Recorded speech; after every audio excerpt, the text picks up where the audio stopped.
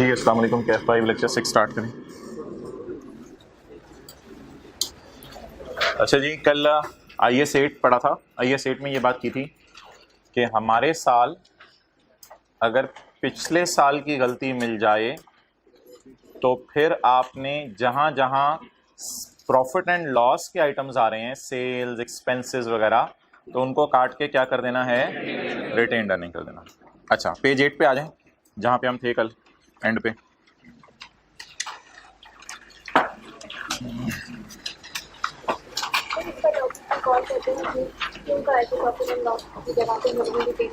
वो final account आने दें फिर हो जाएगा, बस फिलहाल याद कर लें अभी। अच्छा ये in process research and development को जब हम बाय करते हैं तो ये in process research and development क्या बन जाती है, इनटेंजिबल बन जाती है। अब आप खुद अंदाजा लगा लें, आखिरी रोज देखें खाली पड़ी हुई हैं, फिर बच्चे कहते हैं सीए नहीं होता हमारे से, खुद नॉन सीरियस ले रहे हैं चीज़ों को। ओके, सैटरडे को गायब हो जाते हैं। पॉइंट 1 क्या पढ़ा था कि रिसर्च, येलो वाली फेज रिसर्च में डाल दी एक्सपेंसेस में, बुरी वाली डेवलपमेंट एक्सपेंसेस में डाल दी। जब अच्छी वाली डेवलपमेंट स्टार्ट हुई तो सोचा पुराने खर्चे एसेट बना दें, इसकी इजाजत है या नहीं है, दोबारा रीइंस्टेट नहीं किए जा सकते, रीइंस्टेट नहीं किए जाते। यानी जो एक दफा खर्चा खर्चे में चला गया, बुरी वाली डेवलपमेंट चली गई खर्चे में, अब वो खर्चे में ही रहेगी। अब अच्छी वाली डेवलपमेंट शुरू होगी तो पुरानी बुरी वाली डेवलपमेंट को एसेट बनाया जा सकता है, नो। अच्छा, अगला तो आपने पढ़ा होगा, IS 23 पढ़ा हुआ। IS 23 कहता था कि जो टेंजिबल बनने में अच्छा खासा अरसा ले, जैसे बिल्डिंग है, तो फिर उसके इंटरेस्ट जो लोन के ऊपर आपने इंटरेस्ट पे किया, उस इंटरेस्ट को एसेट की कॉस्ट में ऐड करेंगे। मिसाल के तौर पे आपने बिल्डिंग बनानी है, बिल्डिंग बनाने के लिए आपको लोन लेना पड़ा, लोन के ऊपर जो आपने इंटरेस्ट पे किया वो एक्सपेंस में डालेंगे या बिल्डिंग की कॉस्ट में ऐड करेंगे। लेकिन क्वालिफाइंग एसेट का लफ्ज आपको याद आ रहा होगा, एक टॉपिक में पढ़ाना भी है। क्वालिफाइंग एसेट कौन सा एसेट होता है, जो बनने में अच्छा खासा अरसा ले। ऐसा इसी तरह इनटेंजिबल्स हैं, अगर इनटेंजिबल आप खुद बना रहे हैं और बनने में अच्छा खासा अरसा लें तो उनके ऊपर भी लोन पे जो इंटरेस्ट पे किया उस एसेट की कॉस्ट में ऐड करेंगे। IS 23 also applies for internally generated intangibles. Means if internally generated intangible takes a अच्छा खासा time for development, then borrowing cost incurred on loan obtained from project will be capitalised. तो ये IS 23 किसी दिन revise करेंगे तो ये बात आपके जहन में आ जाएगी। एक स्टैंडर्ड के साथ हमने IS 23 को रिवाइज करना है। अच्छा, ये ना एक थ्योरी की हद तक बात है, चला पेपर में न्यूमेरिकल्स में आपको ये मसला नहीं आएगा, थ्योरी की हद तक एक बात है।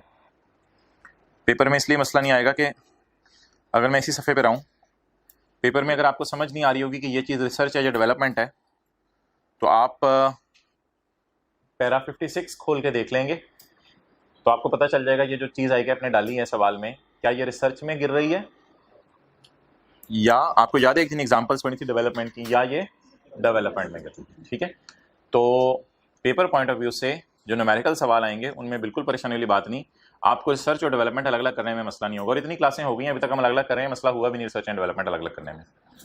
प्रैक्टिकली स्पीकिंग कभी ऐसी स्टेज आ सकती है साइंसदानों को लेबोरेटरी में कि पता ना चल रहा हो उनको कि हम रिसर्च कर रहे हैं या हमने डेवलपमेंट शुरू कर दिया। ऐसी सूरत में अगर वो परेशान हो जाएं कि यार पता नहीं अभी ये रिसर्च फेज का ही पार्ट है या हमें डेवलपमेंट की तरफ चले गए हैं, अगर उनको ये बात समझ नहीं आ रही, हालांकि स्टैंडर्ड ने बड़ी वाज़ेह गाइडेंस दी हुई है, अगर ये काम तुम लोगों ने शुरू कर दिए हैं, यानी पायलट प्लांट बना लिया है, जिग्स, मोल्ड्स, डाइज बना ली हैं, सांचे बना लिए हैं चीजों के, तो इसका मतलब है तुम लोग किस तरफ मूव कर गए हो। वरना अभी तुम किस फेज में हो, रिसर्च। रिसर्च असल में प्लानिंग होती है सिर्फ, तो प्लानिंग को जब एग्जीक्यूट करते हैं तो वो क्या शुरू हो जाती है। लेकिन अगर कभी समझ ना आ रहा हो कि ये प्लानिंग ही चल रही है या एग्जीक्यूशन चल रही है, तो ऐसी सूरत में स्टैंडर्ड ने एक थ्योरी की हद तक बात की है। आप लोगों ने पेपर में ये अप्लाई नहीं करने बैठ जाना, थ्योरी की हद तक एक बात है, बस थ्योरी की हद तक इसको याद रखते हैं। न्यूमेरिकल एप्लीकेशन इंशाल्लाह आपको इसकी जरूरत नहीं पड़ेगी। If research phase can not be distinguish from, तो एज्यूम कर लें ये कौन सी फेज है, रिसर्च। एज्यूम कर लें ये कौन सी फेज है। तो लेकिन आपके पेपर के लिए ये रूल नहीं है, सर मुझे समझ नहीं आ रहा था रिसर्च या डेवलपमेंट है, मैंने रिसर्च में डाल दिया। और काके तूने ये नहीं करना था, तूने पैरा 59 खोल के देखना था। हो सकता है ये किस में आ रहा होता, या पैरा 50 हो सकता है ये किसमें आ रहा होता, तो पेपर में आपको इंशाल्लाह पता चल जाएगा ये रिसर्च या डेवलपमेंट है। लेकिन अगर साइंसदानों को प्रैक्टिकली पता ना चल रहा हो रिसर्च या डेवलपमेंट है लैब में, तो क्या एज्यूम करेंगे जी? तो थ्योरी में, न्यूमेरिकल्स में नहीं, थ्योरी में अगर ये सवाल आया तो आपके जहन में होना चाहिए कि पेपर में ICAP MCQ पूछ ले या कोई ऑप्शन पूछ ले कि रिसर्च और डेवलपमेंट में पता नहीं चल रहा हमें कि रिसर्च हो रही है डेवलपमेंट, तो क्या एज्यूम करें, फिर रिसर्च हो रही है। ओके चलें जी, क्लास पूरी होने का वेट किया जा रहा था, अब शुरू करते हैं। मोहतरम आप आ गए माशाल्लाह। अच्छा, वेबसाइट कॉस्ट्स निकालें जी, कितने?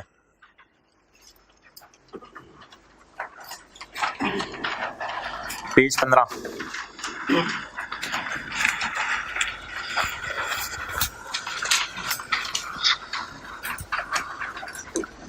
SIC 32 intangible assets, website costs.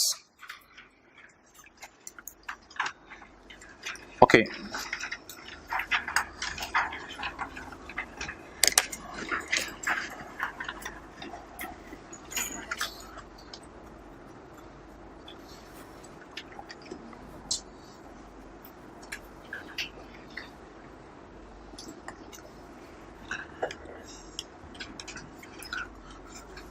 पहले IAS आते थे,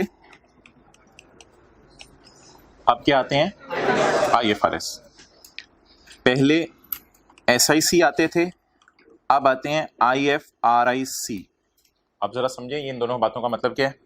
पहले आते थे इंटरनेशनल अकाउंटिंग स्टैंडर्ड्स, जैसे इन्वेंट्रीज का था IS2। अब आते हैं IFRS, जैसे आपने FR1 में IFRS 15 पढ़ा हुआ रेवेन्यूज का। कभी कोई बात स्टैंडर्ड्स में समझ ना आ रही हो तो उसकी इंटरप्रिटेशन करनी पड़ती है, तो उसके लिए पहले आती थी SICs। ये आपको याद रखने की जरूरत नहीं, इसका मतलब क्या है। SIC standard interpretation committee. कोई बात स्टैंडर्ड में समझ नहीं आ रही तो फिर आप SIC खोल के देख लो, उसमें वजाहत मिल जाएगी। SIC standard interpretation committee. लेकिन अब इसका भी नाम जरा प्रोफेशनल सा हो गया है, international financial reporting interpretation committee. तो ऐसे जरा इंटरनेशनल का लफ्ज शुरू में डाल दिया ताकि जरा प्रोफेशनल सा लफ्ज लगे। तो ये दोनों क्या हैं? SIC इनका पुराना नाम है और IFRIC इनका नया नाम है। तो ये दोनों क्या हैं? असल में इंटरप्रिटेशंस हैं। ये तो आपको पता है ओरिजिनल स्टैंडर्ड है ना हमारे, तो ये इंटरप्रिटेशंस हैं। तो SIC हम कौन से पढ़ने लगे आज? पी लो पानी पीना तो नहीं रोक दिया मुझे देख के। SIC 32 एंड क्योंकि IAS 38 ने नहीं बताया था वेबसाइट कॉस्ट जो है कैसे मालूम करनी है, तो उसके लिए फिर इंटेंजिबल एसेट्स के लिए वेबसाइट कॉस्ट कैसे मालूम करनी है, एक इंटरप्रिटेशन कमेटी ने एक इंटरप्रिटेशन निकाली जिसका नंबर था 32। चलें जी, अब इसको हम फॉर्मली स्टार्ट करते हैं। बड़े मौके पे पहुंचे आप, इसको फॉर्मली स्टार्ट करते हैं। बता दें जी कोई वेबसाइट्स आपके जहन में आ रही हों। पेप्सी, OLX से मिलती जुलती, पाक व्हील्स, ज़मीन.com भी ठीक है, अलीबाबा भी ठीक है। पाकिस्तानी करीब करीब के बोलें जो बच्चों को भी समझ आए। द्राज। अच्छा जी, पेप्सी की वेबसाइट है, ICAP की वेबसाइट है, इसी तरह कई वेबसाइट्स हैं जिनका जिक्र किया जा सकता है। ओके,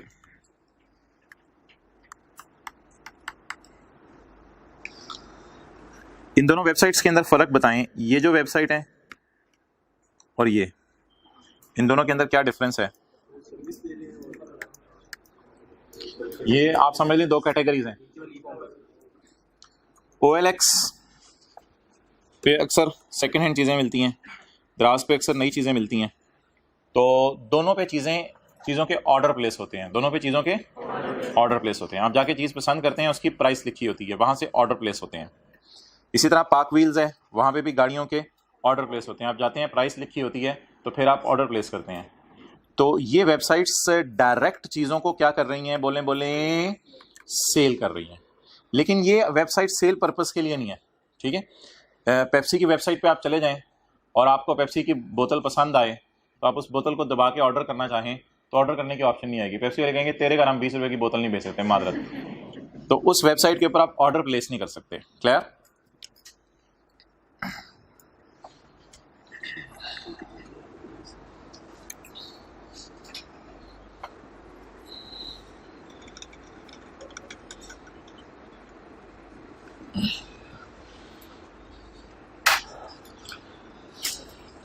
Pepsi.com.pk तो ये अगर आप आज जाके ओपन करें वेबसाइट, तो यहाँ पे देखें नीचे बोतल की प्राइस नहीं लिखी हुई, ऐसा ही है। यहाँ पे यही लिखा हुआ कि ये 10 रुपए के हैं, लिखा हुआ है। आज आपको पता चला ये कुरकुरे और चीटोस भी पेप्सी वालों के हैं, ये पहले से ही पता था? अच्छा, पहले से ही पता था। स्लाइस के बारे में आज पता चला है? अच्छा, माउंटेन ड्यू के बारे में तो पता होगा, स्टिंग भी पेप्सी वालों की है। अच्छा, ये सारी चीजें पेप्सी वालों की हैं जो आपको, एक्वाफीना भी। अच्छा, तो अगर आप इनकी वेबसाइट के ऊपर जाते हैं तो you can not place N order, आप ऑर्डर प्लेस नहीं कर सकते। इस वेबसाइट पे से जनरल इन्फॉर्मेशन कंपनी के बारे में होगी और पता नहीं क्या पेप्सी स्टिंग की तफसीलात बताई होंगी और पता नहीं क्या इनकी वेबसाइट के ऊपर मिलेगा। तो कम से कम आप ऑर्डर उस वेबसाइट के ऊपर जाके प्लेस नहीं कर सकते। हो सकता है डायरेक्टर्स के नाम मिल जाएं, कोई इनके जो फैक्ट्रियां हैं उनके एड्रेस मिल जाएं, लेकिन इससे ज्यादा इस वेबसाइट पे आपको नहीं मिलेगा। ओके,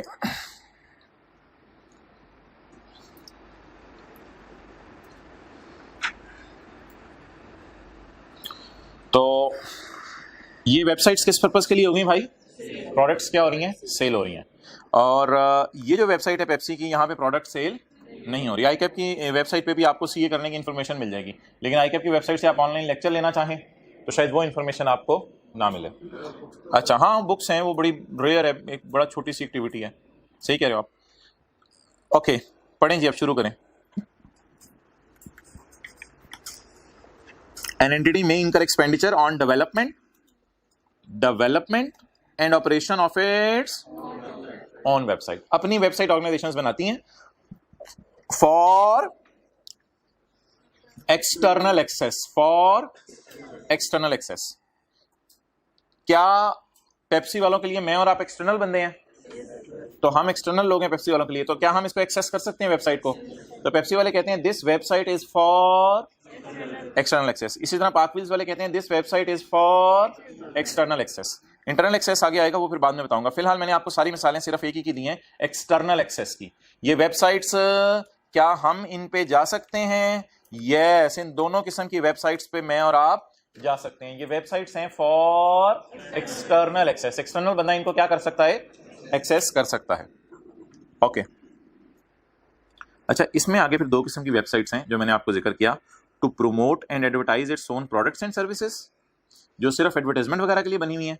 और to sell products and services, तो प्रोमोट प्रोडक्ट्स एंड सर्विसेज में पेप्सी की वेबसाइट हमने लिख दी, और to sell products and services में दराज.pk, TCS, कोरियर सर्विस वगैरह। शायद ये कोरोना से पहले फिलिप्स वालों की वेबसाइट भी किसी हद तक जो है वो प्रोमोट एंड एडवर्टाइज करती थी प्रोडक्ट्स को, लेकिन अब तो इनकी वेबसाइट पे भी आप चले जाएं तो ये भी धड़ाधड़ वहां से चीजें बेच रहे हैं। तो ऑनलाइन का ट्रेंड जब से शुरू हुआ है तो तब से ये लोग भी इसी कैटेगरी में गिरने लगे हैं, लेकिन स्टिल पेप्सी ने ये काम शुरू नहीं किया, क्योंकि पेप्सी ने ये काम शुरू करके क्या करना है कि बोतलें ऑनलाइन बेचें। तो कुछ वेबसाइट्स होती हैं, बोलें जी किस मकसद के लिए? ये जो हमने ऊपर लिखी थी येलो में, और कुछ स्काई ब्लू में लिखी थी, वो किस मकसद के लिए है? बोलें सेल प्रोडक्ट्स एंड सर्विसेज। और सेल प्रोडक्ट्स एंड सर्विसेज में जरूरी नहीं गुड्स बेचें, इलेक्ट्रॉनिक सर्विसेज भी दी जाती हैं। अक्सर ये बाहर के मुल्क से आपने सुना होगा, लोग जो है वो अप्रोच करते हैं पाकिस्तान के लोगों को, और फ्रीलांसिंग और इस किस्म की इलेक्ट्रॉनिक सर्विसेज भी देना बड़ा आम है। तो यहाँ से सर्विसेज सेल हो रही हैं, तो सर्विसेज भी सेल होती हैं और गुड्स भी सेल होती हैं। सर्विसेज में उसने इलेक्ट्रॉनिक सर्विसेज को इतना इंपॉर्टेंट समझा कि दुनिया में इतनी कॉमन हो गई है कि उसको अलग से डाल दिया। हालांकि सर्विसेज नीचे जिक्र हो गया था उसका, लेकिन इन दोनों का आप एक सेट बनाएंगे, इन दोनों का एक सेट बनाएंगे। ये एक ही चीज़ है, चाहे आप सर्विसेज बेचें चाहे आप गुड्स बेचें, और ये अलग सेट है। ये किस मकसद के लिए? सिर्फ एडवर्टाइजमेंट और प्रमोशन के लिए। ओके, अब एक बिल्कुल हटके अलग से बात, वेबसाइट्स फॉर इंटरनल एक्सेस। ये बहुत रेयर हैं और आपने तो ऑब्वियसली कभी नहीं देखी होंगी।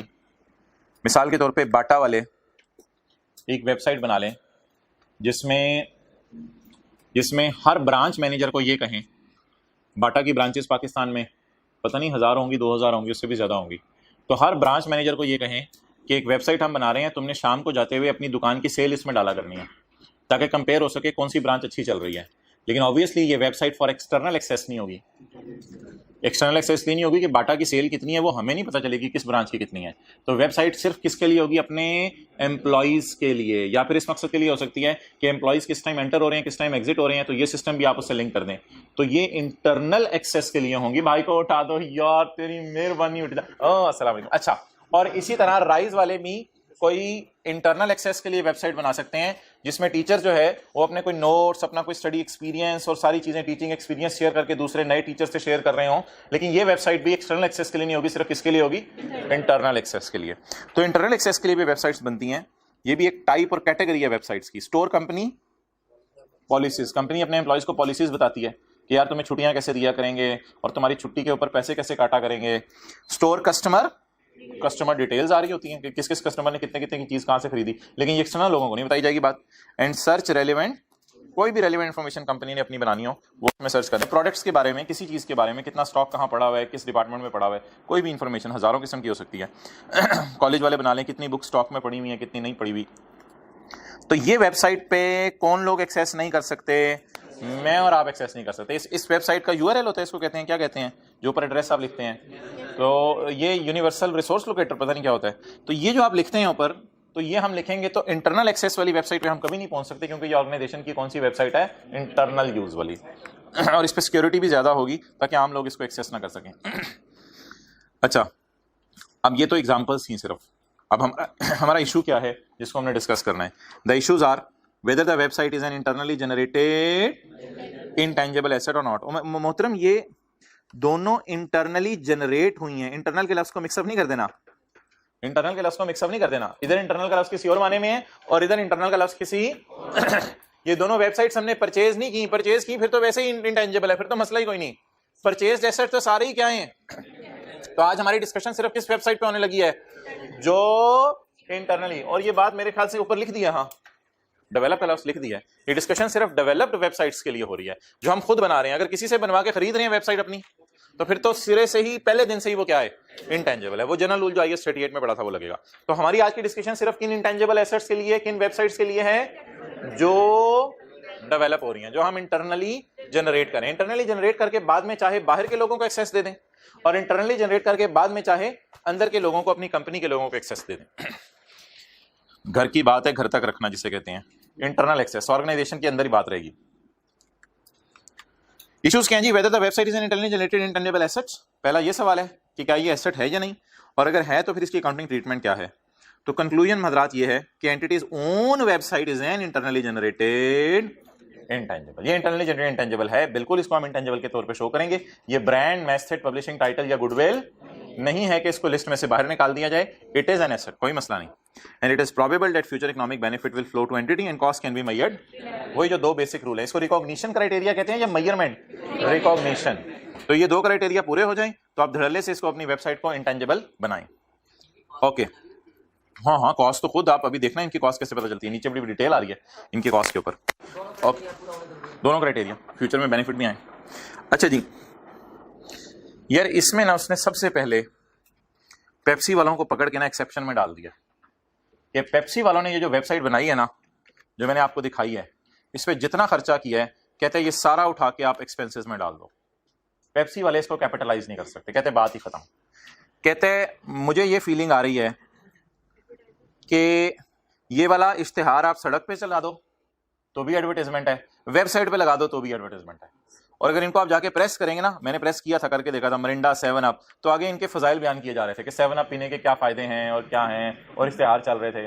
तो ये सिर्फ कि किस मकसद के लिए इन्होंने बनाई हुई है? एडवर्टाइजमेंट। इसलिए इन्होंने आगे टैब बनाए हुए। आप स्टिंग के फजाइल जाके पढ़ो सारे, स्टिंग पीने के क्या फायदे होंगे, तो इनको प्रेस करोगे आप, स्टिंग पीने के आपको फायदे मिलेंगे।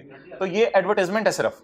तो लॉ मेकर कहते हैं कि यार ये सारा काम एडवर्टाइजमेंट के लिए, सड़क पे खड़े होकर कर दो या वेबसाइट पे खड़े होकर कर दो, ये मेरी नजर में इंटेंजिबल नहीं है। तो ये जो पेप्सी वाली वेबसाइट्स हैं, इस टाइप की वेबसाइट्स को हमने सबसे पहले फारिग कर दी। If a website is developed solely for promoting advertising its own products and then all expenditure on developing such a website, चाहे अच्छी वाली डेवलपमेंट हो, उससे कोई फर्क नहीं पड़ता, है तो एडवर्टाइजमेंट ही ना। Such website should be recorded as an expense when incurred. जी जी जी जी, दोनों चीजें हो रही होंगी, वो नीचे आएगी डिस्कशन अभी। ओके, अगला मशवरा स्टैंडर्ड का ये है कि यूजफुल लाइफ वेबसाइट की अगर आप एस्टीमेट करो, बेस्ट एस्टीमेट करने की कोशिश करो अपनी तरफ से, लेकिन वो शॉर्ट होना चाहिए, क्योंकि जिस तेजी से दुनिया बदल रही है तो वेबसाइट्स लोगों को बदलनी पड़ती हैं और बड़ी उसके अंदर मॉडर्नाइजेशन लानी पड़ती है। तो कहते हैं मेरा मशवरा है वेबसाइट की लाइफ जब भी आप चूज करो ना, तो 50 साल 60 साल ना रखो, 5-10 साल, 12 साल, 6 साल रख लो, शॉर्ट से शॉर्ट होनी चाहिए, ज्यादा नहीं होनी चाहिए, बस ये मशवरा है उसका। पेपर में तो हमें गिवन होगी, पेपर में ये नहीं लिखेंगे cost 10,000 divided by short. Okay अच्छा, इससे पहले एक डिस्कशन जो वेबसाइट से हटके मादरत पेज 2 पे आ रहा हूं।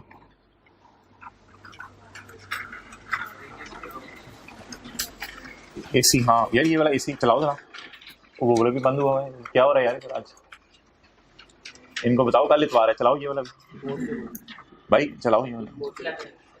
अच्छा सिस्टम ही यार तेरे। ओके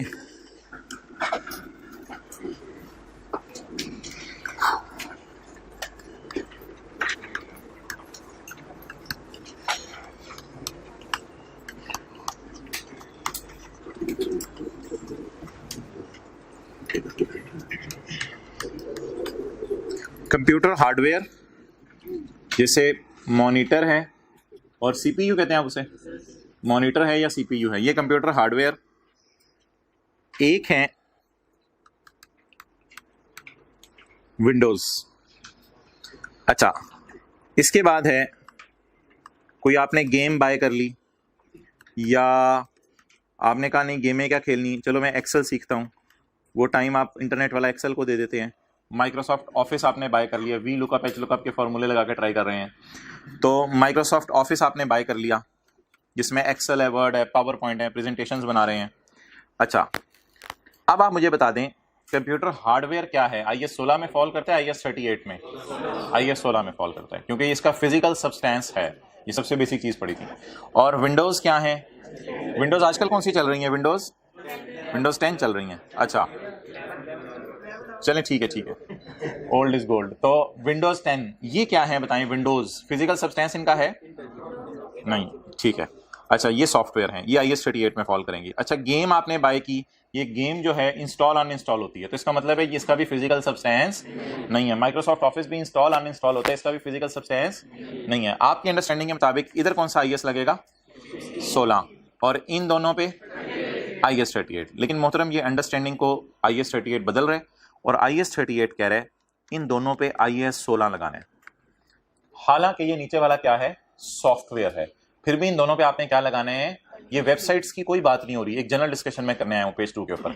इसकी रीजन और लॉजिक ऑब्वियसली सादा सी बात है, you can not operate this hardware without this software. तो हार्डवेयर ऑपरेट करने के लिए ये सॉफ्टवेयर जरूरी है। जैसे आपका मोबाइल है, अगर मोबाइल के अंदर व्हाट्सएप नहीं है कोई मसला नहीं, मोबाइल के अंदर कोई गेम नहीं है कोई मसला नहीं, मोबाइल के अंदर ऑनलाइन लेक्चर नहीं है कोई मसला नहीं, लेकिन मोबाइल के अंदर एंड्रॉइड सॉफ्टवेयर नहीं है तो फिर वो किसी काम का नहीं है। तो वो सॉफ्टवेयर जो हार्डवेयर चलाने के लिए जरूरी है, इस सॉफ्टवेयर का नाम कोई बंदा बता सकता है? ऑपरेटिंग सॉफ्टवेयर कहते हैं इसे। इस ऑपरेटिंग सॉफ्टवेयर, ऑपरेटिंग सिस्टम, जो मर्जी कह दो, ऑपरेटिंग सॉफ्टवेयर जो है, जो ऑपरेट करने के लिए हार्डवेयर को जरूरी है, उस सॉफ्टवेयर को भी किसका पार्ट बना दें, हार्डवेयर की कॉस्ट का पार्ट ही समझ लें। और वैसे बात भी नेचुरल सी है, क्योंकि जब हार्डवेयर हम बेचेंगे तो वो विंडोज भी साथ ही बिक जानी है। लेकिन अगर गेम का लाइसेंस या ऑनलाइन लेक्चर हमने खरीदे हुए हैं तो वो हम कॉलेज वालों को कह देंगे मेरे दूसरे सिस्टम के ऊपर शिफ्ट कर दें, तो ये जो नीचे वाले सॉफ्टवेयर हैं ये दूसरे सिस्टम पे भी शिफ्ट हो जाएंगे। लेकिन ये दूसरी ये जो विंडोज है, ये तो जैसे ही हार्डवेयर बेचेंगे ये वाली विंडोज साथ ही फारिग होनी, ठीक है। तो इसलिए स्टैंडर्ड ये कहता है, बहरहाल लॉजिक जो भी हो, आज के बाद हमेशा आपने IS 16 में इन दोनों चीजों को फॉलो कराना है। क्यों? क्योंकि ये एक माइनर चीज है, ऊपर हार्डवेयर मेजर चीज है, तो माइनर चीज मेजर चीज की वजह से अपनी एग्जिस्टेंस लूज कर जाएगी। बात इस चक्कर में नहीं पढ़ना कि पेपर में लिखा हो इसकी कॉस्ट 60 मिलियन है, इसकी कॉस्ट 25 मिलियन है। आपने दोनों को जमा करके किधर डाल देना है, IS 16 के अंदर डाल देना। तो ये कॉन्सेप्ट इस पेज के ऊपर डिस्कस हुआ है, तो अभी इसको पढ़ लेते हैं। हाँ जी, विंडोज के भी, हाँ ठीक है, विंडोज के भी लाइसेंस मिलते हैं। इसीलिए तो मैं कह रहा हूं कि फर्ज ऐसा भी हो सकता है, ये 60 मिलियन का खरीदा आपने, ये 25 मिलियन का खरीदा, दोनों को इकट्ठा करके बस IS 16 में डाल दो, उससे फर्क नहीं को पड़ता, बस फिर IS 16 में ही जाएगी, चेंज भी हो, IS 16 में फॉल करेगी। जो भी हार्डवेयर को चलाने के लिए सॉफ्टवेयर जरूरी है वो IS 16 में फॉल करेगा। जी जी जी, फिर भी अगर ये विंडोज सेपरेटली आपने परचेज किए फिर भी IS 16 में डालेंगे, ओके, क्योंकि हार्डवेयर को चलाने के लिए जरूरी है, बस ये वजह है। नहीं वो आप चला रहे हैं, उसको काम करने के लिए इंस्टॉल ही करना पड़ेगा ना, फिर भी बस बात को सिंपल रखो, खत्म करो, आगे चलें जी। पढ़ें जी भाई। Example number 1, computer software, page 2।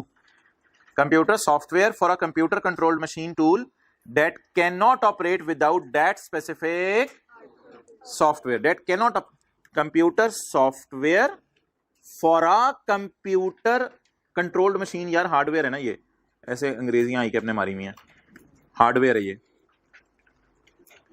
Computer software for a computer hardware, computer software for a computer that cannot operate without the specific is an integral part of related hardware. उसको उसका पार्ट समझ लिया जाएगा and it is treated as property, plant and equipment. For example operating software, आगे लिख लें, Windows, Android, okay. अब phone Samsung भी होता है और फोन एलजी का भी होता है, लेकिन बैकएंड पे आप कह रहे होते हैं एंड्रॉयड है मेरे पास, तो असल में आप सॉफ्टवेयर बोल रहे होते हैं। Example 2, computer software other than operating system, other than operating system या other than operating software is an intangible asset. उस पे आएगा 38 लगेगा। इसकी क्या मिसाल है जी? लाइसेंस आपने कोई इंस्टॉल किया हुआ है किसी गेम का, कोई मोशन पिक्चर फिल्म्स हैं, कोई पेटेंट्स हैं, कोई आपने नाम से कोई भी चीज ली हुई है, तो ये फिल्म आपने किसी से खरीद ली, वो आपने देखी, तो वो भी ऑब्वियसली क्या बन जाएगी, बोले इंटेंजिबल बन जाएगी। ओके, ये तो वो ऐसी एक और बात थी, ये हमारी इस वक्त बहस का डिस्कशन नहीं है, लेकिन इसको आप टिक कर लें। वो मैंने आपको बताया था फिशिंग लाइसेंस, कुछ लोग कहते हैं फिशिंग लाइसेंस में पीस ऑफ पेपर होता है हमारे पास, तो उसका फिजिकल सब्सटेंस है, तो वो नहीं है असल में, उसके पीछे जो फिशिंग का राइट है वो इंटेंजिबल है, वो कागज टेंजिबल आइटम नहीं समझा जाएगा। तो ये वो कागज तो is just a piece of paper है, कागज तो एक पीस ऑफ पेपर है, वो कुछ भी नहीं है जी। हाँ, वही सॉफ्टवेयर की फिजिकल सीडी मिलती है, तो उसको आप टच करके ये नहीं कहेंगे इसकी मुझे सीडी मिल गई इसलिए ये हार्डवेयर बन गया।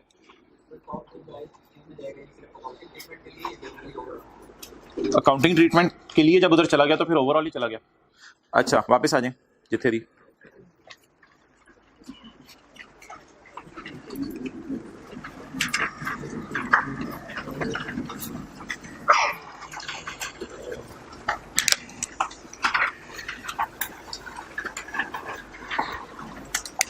SAC 32 डज नॉट अप्लाई, इसको जरा छोड़ें। ये कौन सा पेज है? पेज लो जी। अब हजरात रेंटे हो जाए, अब काम मेन शुरू हो गया। ये जो न्यूमेरिकल आता है जिसमें से accounting treatment of stages in the development of a, accounting treatment of stages in the development of a, created for external और क्रिएटेड या परचेज्ड, क्रिएटेड। अच्छा, ब्रॉड कैटेगराइजेशन, वेबसाइट बनाने से पहले क्या होगी? रिसर्च के बाद डेवलपमेंट, डेवलपमेंट के बाद ऑपरेशन, यानी कि डेवलप जब हो जाएगी उसके बाद ऑपरेशनल हो जाएगी वेबसाइट और सारे लोग इसको एक्सेस कर सकेंगे। ओके, लेकिन रिसर्च का नाम यहां बदल गया है, यहां ये क्या नाम है? प्लानिंग। और एक बहुत बड़ी बात सुन लें जो मैं करने लगा हूं, ये मैंने अपनी तरफ से नाम डाला हुआ है। अभी हम ओरिजिनल स्टैंडर्ड खोलेंगे तो उसमें प्लानिंग का नाम है, उसमें प्लानिंग का नाम है, तो रिसर्च का नाम इधर क्या पड़ गया? डेवलपमेंट 3 स्टेजेस में होगी, डेवलपमेंट 3 स्टेजेस में होगी। ये अल्फाज आपने सिर्फ पढ़ने हैं, इनके मतलब समझने की जरूरत नहीं है। Application and infra, graphical design जो बनता है वेबसाइट का उसको डेवलप करना, और इन द एंड जो इंग्लिश वगैरह लिखी होती है वेबसाइट पे, कंटेंट डेवलपमेंट। तो बता दें डेवलपमेंट के कितनी फेजेस हैं? 3, application and graphical design development और कंटेंट डेवलपमेंट। आगे इनमें भी तफसील है, लेकिन उस तफसील में अभी मैं नहीं जा रहा। पहले जरा अकाउंटिंग ट्रीटमेंट समझना है इनका, फिलहाल मैं इसको इग्नोर कर रहा हूं। प्लानिंग फेज को क्या करना है जी? क्योंकि ये किससे मिलती जुलती फेज है? रिसर्च से। डेवलपमेंट फेज को क्या करना है? Capitalise. However, if recording criteria of IS 38 is not met, then it will be expense। वो जो 6 क्राइटेरिया और वो सारा अगर पूरा नहीं हो रहा तो फिर इसको कहां डाल दें? एक्सपेंस में। वरना डेवलपमेंट को क्या करें? कैपिटलाइज करें। क्लियर? अच्छा, एक बड़ी इंपॉर्टेंट बात जो बड़ी गौर से सुननी है, ये वाली जनरल रूल तो वही हो गया ना, रिसर्च एक्सपेंस में जानी है, डेवलपमेंट कैपिटलाइज होगी अगर अच्छी वाली डेवलपमेंट चल रही है। ये वाली जो बात है, ये तो इसको मैंने क्या फिलहाल जरा छोड़ें। दराज वाले अपनी वेबसाइट के ऊपर या मिसाल के तौर पे OLX वाले अपनी वेबसाइट के ऊपर, कोई भी ऑर्गेनाइजेशन अपनी वेबसाइट के ऊपर, जैसे फिलिप्स भी मैंने कहा अब सेल शुरू कर दी है, तो फिलिप्स वालों ने सेल शुरू कर दी अपनी वेबसाइट से, तो फिलिप्स वाले क्या करेंगे, फिलिप्स वालों का मार्केटिंग का हेड आएगा जिसको मार्केटिंग डायरेक्टर कहेंगे, और ऐसे मोबाइल पकड़ेगा और मोबाइल पकड़ के ऐसे फिलिप्स के एसी की तस्वीर खींचेगा और एसी की तस्वीर खींच के अपलोड कर देगा। Is it so? ऐसा होगा? नहीं, कोई फोटोग्राफर आएगा जिसको बताया जाएगा, समझाया जाएगा। खाली बोतल की तस्वीर खींचनी हो तो ड्रॉप्स बनाने के लिए पता नहीं कितनी मेहनत करनी पड़ती है, तो वो पूरा प्रोसेस होगा। फोटोग्राफर आएगा और वो बड़े पैसे लेगा और पैसे लेके आपसे जो है वो कहेगा अब ये इस काबिल है, आप इसको अपनी वेबसाइट के ऊपर अपलोड कर दें। तो वो लोग जो अपनी वेबसाइट बना रहे हैं और उस वेबसाइट के अंदर जो चीजों की तस्वीरें खींच के लगाने के लिए फोटोग्राफर को पैसे दे रहे हैं, वो उसको हमेशा एक्सपेंस में डालेंगे, because it is just like advertisement. It is just like advertisement. तो हमने पहले क्या पढ़ा था, जरा गौर से सुनिएगा। हमने पहले क्या पढ़ा था, पेप्सी और आईकैप की वेबसाइट तो सिरे से ही डाल दो एक्सपेंसेस में, क्योंकि ये प्रोडक्ट्स की सेल नहीं कर रहे। लेकिन OLX, पाकविल, अलीबाबा, दराज को डालो इंटेंजेबल्स में। लेकिन इसमें क्या एक्सेप्शन पढ़ ली, इनमें जो फोटोग्राफर को आप पैसे दे रहे हैं for the purpose of uploading pictures, जो उनसे पिक्चर्स खिंचवा रहे हैं, उसको भी कहां डाल देने आपने, expense. It is just like advertisement. पढ़ें, expenditure incurred in development phase for advertisement purpose is expensed. For example, professional fees paid to expert for taking digital pictures of entities products. Okay, अच्छा जी आगे चलें। Operational phase का क्या करना है भाई, जो मैं पढ़ा रहा हूं, ऑपरेशनल फेज को आपने हमेशा किस में डाल देने, एक्सपेंस में डाल देने। फिलहाल मैंने आपको सिर्फ इतना पढ़ाया है, इससे आगे नहीं पढ़ाया। अब जी एक काम करते हैं,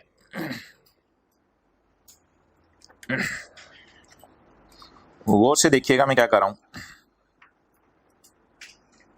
ये सारा पोर्शन हम SIC 32 ओरिजिनल खोलने लगे हैं, तो ये सारा पोर्शन हम वहां से पढ़ेंगे, ताकि हम बस पेपर में देख लें कि हमने कौन सा सफ़ा खोल के देखना है, जिस सफ़े के ऊपर जो है वो ये चीज़ें लिखी हों, ताकि हमें वहां से आइडिया हो जाए। क्योंकि जो SIC 32 में ओपन करने लगा हूं, उसमें रिसर्च और डेवलपमेंट का नाम नहीं है, उसमें इन फेजेस का नाम है। इनको हमने एक्सपेंस में डालना है और इन सबको हमने, और जब ऑपरेशनल फेज शुरू हो जाएगी तो भी किस में डालना है, एक्सपेंस में डालना है। तो ये चीजें सारी वही हैं। खुदा ना खास्ता आप स्टैंडर्ड नहीं लाए, मैंने कहा था पार्ट बी लेके आइएगा, तो कोई मसला नहीं, आप बेशक ये बुक की सामने अपने खोल के रखें, आपका गुजारा चल जाएगा। जो हजरात पार्ट बी लाए हैं, तो ये पार्ट बी है स्टैंडर्ड का। इसमें शुरू में वो ढूंढेंगे इंडेक्स में एंड पे जाके कहीं लिखा होगा SIC 32, तो SIC 32 ओपन करेंगे और ओपन करके ये देखेंगे कि SIC 32 के सिर्फ कोई 2-3 पेजेस आ रहे होंगे, इससे ज़्यादा पेजेस नहीं होंगे। तो वो पेजेस अब मैं आपके लिए सॉफ्ट फॉर्म में खोलने लगा हूँ। आप अगर गूगल पे जाएं और लिखें SIC 32, फिजिकल वालों के लिए बता रहा हूँ, ऑनलाइन के लिए अपलोड कर दूंगा। फिजिकल वाले गूगल पे जाके SIC 32 लिखेंगे, जैसे कल उन्होंने यूट्यूब पे जाके लिखा था हाउ टू यूज IFRS, तो आप वहाँ जाके गूगल पे लिखेंगे SIC 32, तो ओरिजिनल लिखेंगे आगे, तो ये वाले 2-3 सफ़े आपके सामने जो है वो खुल जाएंगे। तो ये लास्ट टाइम वाला, इसको मैं मिटा दूं। तो चलें जी मोहतरम, इसमें आपने भी अकाउंटिंग ट्रीटमेंट नहीं देखनी, ये आपको कंफ्यूज करेगी। अच्छा जी, पहली फेज कौन सी है जी, प्लानिंग की। तो प्लानिंग में वो चीजें जो हमारी किताब में लिखी हुई हैं, फिजिबिलिटी, डिफाइनिंग, ये फलां फलां, वही सारी चीजें हम ओरिजिनल स्टैंडर्ड से पढ़ लेते हैं। ये पार्ट बी है स्टैंडर्ड का। पढ़े जी, प्लानिंग में क्या क्या आता है, इसको समझना है या सिर्फ लिस्ट पढ़नी है? हाँ, क्योंकि हम सॉफ्टवेयर इंजीनियर नहीं है कि हमें ये सारी चीजें समझ आ जाए और इन अल्फाज की बारीकी के अंदर हम चले जाएं। हमने सिर्फ ये लिस्ट पढ़नी है जी। प्लानिंग में क्या आता है, अंडरटेकिंग, डिफाइनिंग हार्डवेयर एंड, ये सफा खोल के पेपर में रख लेंगे स्टैंडर्ड का सामने, देखते जाएंगे ये क्या है। और अभी इसका एक सवाल मैं करवाने लगा हूं आपको पास पेपर का। Defining hardware and software specification या बाइंग हार्डवेयर, डिफाइनिंग रिक्वायरमेंट्स, ये प्लानिंग फेज है। उनका बाय करना तो सीधा सीधा IAS 16 में चला जाएगा। Defining hardware and software specifications, और आपको पता है आप लोग स्पेसिफिकेशंस तो खुद लिख के जाते हैं घर से, यार इतने जीबी की मुझे रैम चाहिए होगी, इतने जीबी की मुझे हार्ड डिस्क चाहिए होगी, इतने इंच का मेरा वो सारी specifications, it is all just planning. Evaluating alternative products, कौन कौन सा कंप्यूटर है, कहां कहां से मिलेगा, ये HP वाला कितने का, फला कितने का, एंड सेलेक्टिंग प्रेफरेंसेस, उसमें से अपनी प्रेफरेंस सेलेक्ट कर ली। This is just planning. It will go to expenses. अच्छा, अब आपने ये साइड नहीं देखनी। अगली जी कौन सी स्टेज है जिसको हमने ब्रॉड नाम क्या रखा था, बोले बोले अपनी, जिसको हमने ब्रॉड नाम क्या रखा था, बोले डेवलपमेंट। डेवलपमेंट में कौन सी phase? Application and infrastructure development जी। परचेजिंग और डेवलपिंग, लेकिन प्लीज परचेजिंग और डेवलपिंग हार्डवेयर पे कौन सा स्टैंडर्ड लगना है? हाय, परचेजिंग हार्डवेयर तो सबसे पहले खरीदना पड़ेगा, वेबसाइट बनानी है तो उस पर तो कौन सा स्टैंडर्ड लगेगा? ये हम पहले ही बात कर रहे हैं, तो ये कोई इतनी इंपॉर्टेंट चीज नहीं है। ओके, ये ना पढ़िएगा, परेशान होंगे। ऑब्टेनिंग अ डोमेन नेम, क्या मतलब? वेबसाइट का कोई ना कोई नाम लेंगे, चाचू.com। अच्छा, developing operating is example given operating system and server software. लेकिन ये मैं आपको बताऊंगा कि ऑपरेटिंग सॉफ्टवेयर जो है वो ये वेबसाइट का बन रहा है, ये उस हार्डवेयर की मशीन का नहीं बन रहा। Operating software and server software ये उस वेबसाइट का बन रहा है, उस मशीन का नहीं बन रहा एक्चुअली। तो ये जो ऑपरेटिंग सॉफ्टवेयर अगर लिखा होता ना हार्डवेयर के साथ हमने बाय किया है, तो फिर ये कहां फॉल करता? IS 16 के अंदर। लेकिन अगर ये डेवलप ऑपरेटिंग सॉफ्टवेयर, आप किसका ऑपरेटिंग सॉफ्टवेयर डेवलप कर रहे हैं? वेबसाइट के लिए। तो अगर वेबसाइट के लिए कोई ऑपरेटिंग सॉफ्टवेयर डेवलप कर रहे हैं तो वो तो वेबसाइट को ऑपरेट करने के लिए जरूरी है, वो तो हार्डवेयर का पार्ट नहीं बनेगा फिर। ओके, बहरहाल ये लफ्ज इंशाल्लाह भी ICAP के सवाल में बड़ा क्लियरली लग करके वो बताएगा। डेवलपिंग कोड पता नहीं कौन कौन सी लैंग्वेजेस होती हैं, C प्लस पता नहीं कौन सी, तो वो जावा के अंदर आपने कोडिंग डेवलप करनी शुरू कर दी। और installing developed applications on the, जो आपने एप्लीकेशन छोटी छोटी बनाई उसमें, उसको आप इंस्टॉल करने लगे। ऑनलाइन प्रोसेसिंग की अलग एप्लीकेशन बनाएंगे, बाकी चीजें ऑर्डर प्लेस करने की अलग एप्लीकेशन बनाएंगे, उनको आप इंस्टॉल करने पड़ गए ताकि कस्टमर के सामने एक ही वेबसाइट सामने आए। और in the end stress testing जो ICAP की वेबसाइट के ऊपर अक्सर होती है, क्योंकि जब स्ट्रेस पड़ते हैं ICAP की वेबसाइट पे, सारे बच्चे एक वक्त में रिजल्ट देखते हैं, तो ICAP की वेबसाइट भी स्ट्रेस के अंदर आ जाती है। तो वेबसाइट पे स्ट्रेस टेस्टिंग भी की जाती है कि 1 लाख लोग अगर एक वक्त में बैठे तो वेबसाइट कैसा परफॉर्म करेगी। वेबसाइट पे ही बैठ जाते हैं और वेबसाइट भी फिर बैठ जाती है। Graphical design development, graphical design development वही जो वेबसाइट पे उड़ती हुई चीजें दाएं बाएं आगे पीछे जो है वो आपको डिजाइनिंग नजर आ रही होती है, तस्वीरें खींचने वाली बात नहीं। तो वेबसाइट के अंदर जो डिजाइन बने हुए हैं और कलर स्कीम और ये सारा। Designing the appearance, example given layout and colour of web pages, जिसको हमने कहां डाला है अपने उसके अंदर, ये कहां आ गया?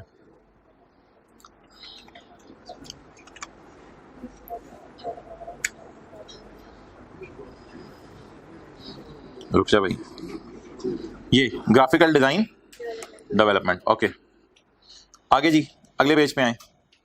अगले पेज पे भी मैंने वही किया हुआ, राइट साइड वाला जरा काटा हुआ है। अगली चीज बोलने क्या है? Content development. अब कंटेंट डेवलपमेंट हमारी किताब में थोड़ा छोटा सा लिखा हुआ है, लेकिन ओरिजिनल स्टैंडर्ड में ज्यादा। ICAP ने भी असल में छोटा लिखा था, इस वजह से मैंने ये किया है, लेकिन आप ओरिजिनल स्टैंडर्ड वाला ही पढ़ें। कंटेंट डेवलपमेंट, कंटेंट उसके अंदर जो भी अंग्रेजी लिखनी है।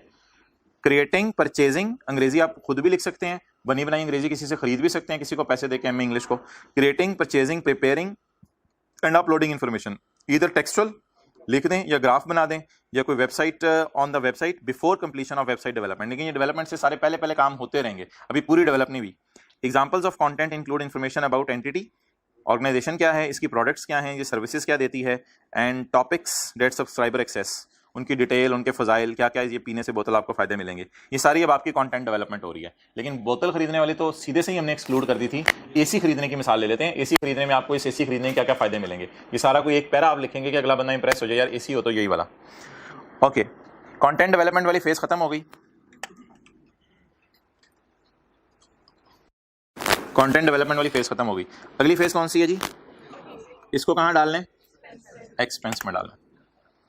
ऑपरेशनल फेज में क्या खर्चे आते हैं? ऑपरेशनल का क्या मतलब है? अब तो वेबसाइट शायद अमोर्टाइज हो रही है इस वक्त, अब तो ऑपरेशनल फेज शुरू हो चुकी है, अब तो अमोर्टाइज हो रही है, तब भी कोई खर्चे आते हैं। जाहिर बात है AC के ऑपरेशनल में आपके इतने खर्चे आ जाते हैं, इसको कभी जालियां साफ करनी पड़ती हैं, कभी गैस लीक कर जाती है, तो ये ऑपरेशनल खर्चे हैं। Updating graphics and revising contents, adding new functions, features and contents, registering the website with Google वगैरह वालों को कहा यार नाम लिखें तो हमारा सबसे नाम ऊपर आए, backing up data, reviewing security access, password वगैरह लगाना, एनालाइजिंग यूजेज ऑफ वेबसाइट, सुबह लोग ज्यादा बैठते हैं वेबसाइट पे, दोपहर को लोग ज्यादा बैठते हैं, analysing usage of website, these are all बोले ऑपरेटिंग एक्सपेंसेस। ओके, इसके बाद जी अदर खर्चे, अदर शायद हमारी किताब में भी हों, वो ये कहां से आ जाते हैं दोबारा, अदर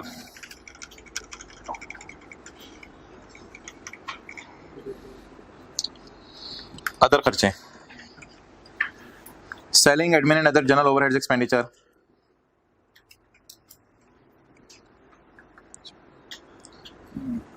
इसकी मैं बाद में बात करूंगा।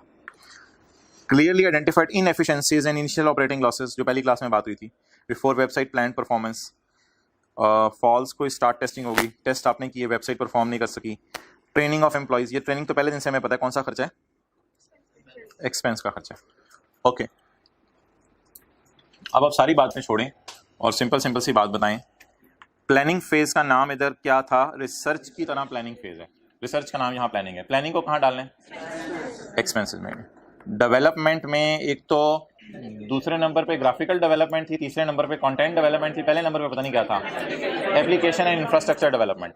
इस सबको आपने क्या करना है, कैपिटलाइज करना है, अगर 6 क्राइटेरिया पूरा कर रहे हो। लेकिन डेवलपमेंट के दौरान अगर आपने फोटोग्राफर को पैसे दिए, उसे कहाँ डालना है। इसके बाद आपके खर्चे होंगे ऑपरेशनल, उन्हें भी कहाँ डालने हैं आपने, एक्सपेंस में। इसके बाद अदर खर्चे होंगे, उन्हें भी कहाँ डालने हैं आपने, एक्सपेंस में डालना है। ओके, अब पहले जरा जी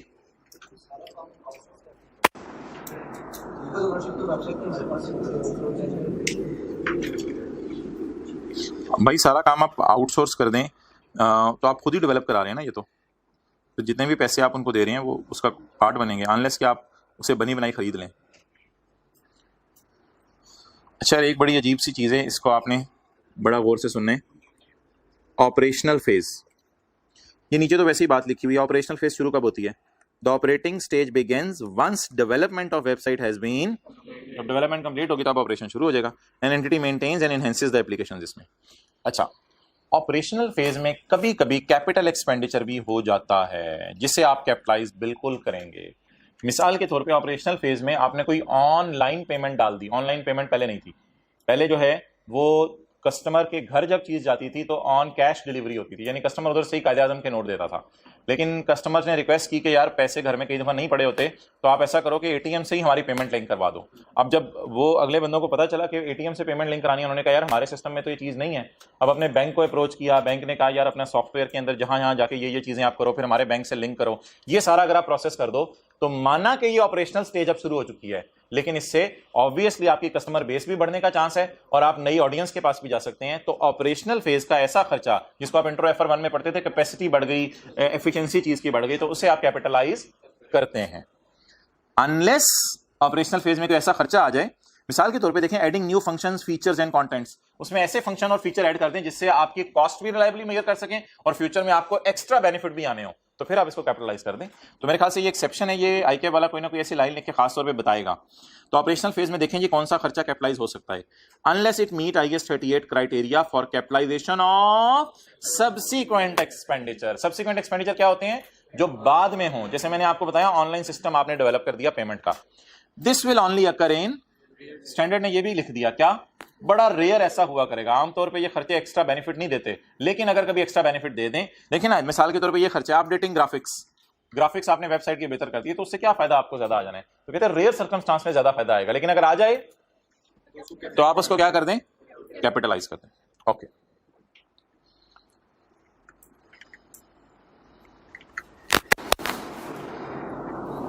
ठीक है, इट्स ओवर। एक थोड़ी सी खतरनाक सी बात आपके लिए जो आपने गौर से समझनी है, क्योंकि मैंने तो ये काट दिया, पेपर में भी मेरा यही मशवरा है कि इसको आपको पढ़ने की जरूरत नहीं है। ये मैंने ओरिजिनल SIC खोला हुआ है, ये मैंने काट दिया, सिर्फ लेफ्ट साइड वाली चीज़ आपको पढ़ने की जरूरत है। लेकिन अगर आप खुदा ना खास्ता इसको कभी घर में पढ़ें तो वो जरा बात समझ लें। हमने क्या लिखा है, इधर देखें, हमने किताब में लिखा हुआ है डेवलपमेंट फेज के सारे खर्चे क्या होंगे अगर IAS 38 का रिकॉर्डिंग क्राइटेरिया मीट कर जाए, यानी cost can be made reliably, future economic benefits are probable, ये 2 बातें, और वो जो 6 शराइत हैं अगर वो पूरी हो जाएं तो IAS 38 कहता है कि हम इसको रिकॉर्ड कर लेंगे। लेकिन स्टैंडर्ड जो ओरिजिनल है उसने उल्टा लिखा है, उसने लिखा है ये सारे खर्चे एक्सपेंस में डालें, आगे बोलें, अनलेस, ये सारे खर्चे किस में डालें, अनलेस IAS 38 का रिकॉर्डिंग क्राइटेरिया मीट हो जाए। हमने कैसे लिखा है कि ये सारे खर्चे कैपिटलाइज करें अगर रिकॉर्डिंग क्राइटेरिया क्या हो जाए, मीट हो जाए। अब ये तीनों डेफिनेशंस देखें, एप्लीकेशन, ग्राफिकल और कंटेंट, इन तीनों के सामने ओरिजिनल स्टैंडर्ड बनाने वाले ने क्या लिखा हुआ है, ये देखें, एप्लीकेशन, ग्राफिकल डिजाइन, और इन तीनों के आगे स्टैंडर्ड वाले ने क्या लिखा हुआ है, जो मैंने आपको काट रहा था कि ना पढ़े कंफ्यूज होंगे, recognise as an when incurred. Unless, आगे इंग्लिश पढ़ने की जरूरत नहीं, असल में ना ये वो स्टैंडर्ड के पैरास बता रहे हैं। 21 पैरा स्टैंडर्ड का उसमें लिखा हुआ है cost can be made liability and future economic benefits are probable. और पैरा 57 मशहूर ज़माना आपको याद है, 6 शराइत होती हैं, 6 शराइत होती हैं। तो और पैरा 21 खोलने की जरूरत नहीं, पैरा 21 सिंपल है, जिसको हम कई दफा बोलते हैं, जो FR1 में भी आपको बताया जाता था, cost can be made liability and future economic benefits are probable. और 57 में हमने कितनी शराइत पढ़ी थी?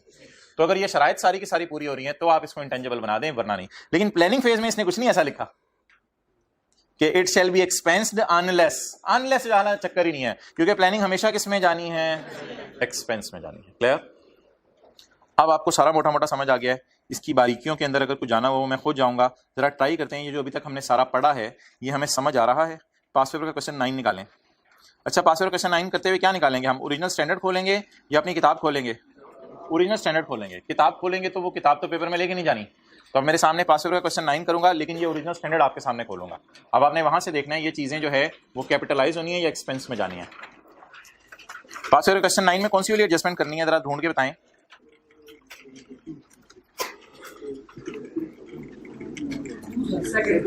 सेकंड। तो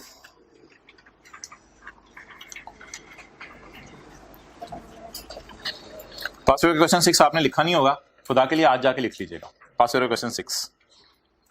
फिर आगे टाइम नहीं मिला, मैं बता रहा हूं आपको। और आखिरी 1-2 महीने में वैसे ही टीचर आपकी जान नहीं छोड़ते। तो अच्छा जी, जिंक लिमिटेड, नोट बनाने आपने 31/12/2018 की फाइनेंशियल स्टेटमेंट्स हैं। Zinc Limited is a broadcasting company uses revaluation model for subsequent measurement of intangibles जहां पॉसिबल हो। Following are the data available. साल के आखिरी दिन ZL launch its website. Launch की है, लॉन्च बना पहले सरे होंगे। ZL लॉन्च इट्स यानी लॉन्च भी कर दी। इसको मोटाइज नहीं करेंगे क्योंकि लॉन्च ही कब की है? आखिरी दिन लॉन्च की, तो इसलिए इसकी लाइफ भी नहीं शायद दी हुई इसी वजह से। ZL launch its website for online streaming of TV shows, for online streaming of. जी बिल्कुल, आप सही पहुंचे हो। जहां मैं पहुंच रहा था वहां पहले ही पहुंचे हुए हो। इसको कहते हैं पहुंची हुई सरकार। जी, its new website for online streaming of TV shows, movies and web series. आप बता दें ये ऑनलाइन स्ट्रीमिंग फ्री में करा के देंगे या ऑनलाइन स्ट्रीमिंग के पैसे लेंगे? ऑनलाइन स्ट्रीमिंग के पैसे लेंगे। भाई ये चीजें असल में शुरू में बिकती हैं, बाद में कोई यूट्यूब के ऊपर जो है वो आने लग जाती हैं थोड़े अरसे के बाद। शुरू में ये चीजें जब लॉन्च होती हैं तो बिकती हैं, ये मूवी सीरीज और ये सारी चीजें। तो ये online streaming of shows, movies, Netflix बोल रहे हो आप, उस पर बिकती हैं। अच्छा जी, तो online TV shows, movies and web series, इसके लिए इसने वेबसाइट लॉन्च किया। तो बताएं यहां से रेवेन्यू जनरेट करेगा या सिर्फ कोई एडवर्टाइजमेंट्स करनी है इसने? ये तो पूरे शोज चला रहा है इसने, तो यहां से रेवेन्यू अर्न करना है। The website content is also used to advertise and promote। हाँ, तो थोड़ी बहुत इसके अंदर हमारी प्रमोशन भी होगी, वो नीचे देख लेंगे प्रमोशन का कितना खर्चा है। अपनी प्रोडक्ट्स भी ये इसके अंदर क्या किया करेंगे? एडवर्टाइज किया करेंगे। The website was developed internally। अब हड्डा पड़ेगा कि प्लानिंग और डेवलपमेंट फेज को अलग अलग करना पड़ेगा, क्योंकि अगर परचेज होती फिर तो वैसे ही इंटेंजिबल थी। And met the recording criteria of intangible. कहते हैं ये परेशान ना हो, ये सारी चीजें जो रेलिवेंट है ना, सारी रिकॉर्डिंग क्राइटेरिया मीट कर रही हैं। यानी cost can be made liable, future economic benefits भी आने हैं और वो जो 6 शरायत हैं वो भी पूरी हो रही हैं। Directly attributable cost incurred for the website are as follows. चलें जी, अब हमारे सामने क्या होना चाहिए? हमारे सामने स्टैंडर्ड का पार्ट बी में क्या होना चाहिए? SIC 32। तो वो खोल के हम पेपर में देखते रहेंगे कि कौन सी एक्टिविटी चल रही है और क्या है। अंडरटेकिंग फिजिबिलिटी स्टडीज, अब कोई परेशानी नहीं होना, खोलते हैं स्टैंडर्ड। अंडरटेकिंग फिजिबिलिटी स्टडीज हमने कहां पढ़ा था? प्लानिंग में। प्लानिंग को कहां डालें? एक्सपेंस में। चलें जी शुरू करें। एक्सपेंस जी, इवेल्युएटिंग ऑल्टरनेटिव प्रोडक्ट्स। नहीं, ढूंढ लेते हैं, मुझे तो नहीं याद, मैं ना घर से याद करके। Evaluating alternative products. अब कुछ लोग सोच रहे हैं चल यार खरीद ही लेते हैं स्टैंडर्ड। पहले मैंने सोचा होता नहीं खरीदने, खरीद ही लेते हैं। अच्छा जी, ये भी क्या होंगे जी? Expense out. ये वाली 2 चीजें जरा मैं इनको पेंडिंग पे डाल रहा हूं, ये मैं बाद में पढ़ाता हूं। Registration of domain name, expense. एक भाई कह रहे हैं एक्सपेंस, आप लोगों ने मुझे बताना है क्या होगा। ऑब्टेनिंग ये तो डेवलपमेंट वाली फेज में आ रहा है, तो और सवाल ने लिखा हुआ रिकॉर्डिंग क्राइटेरिया पूरा हो रहा है, तो फिर तो ये क्या होगा, कैपिटलाइज होगा। Stress testing to ensure that website operates in the intended manner. Stress testing का मतलब है लोड डाल के देखा और 1,00,000-2,00,000 कस्टमर भी आ जाए तो कोई मसला नहीं है जी। ये किस फेज में था, डेवलपमेंट फेज। क्लियर, इसको भी क्या करेंगे, कैपिटलाइज करेंगे। Next, designing the appearance of web pages. यार आई क्या भी खीरी करते हैं, एज इट इज फिक्र उठा रहा है। डिजाइनिंग द अपीयरेंस ऑफ, तो हल्का फुल्का तो फिक्रा हिलाए, जरा सोचना तो पड़े। इससे क्या करना है जी, capitalise. Development cost of new content.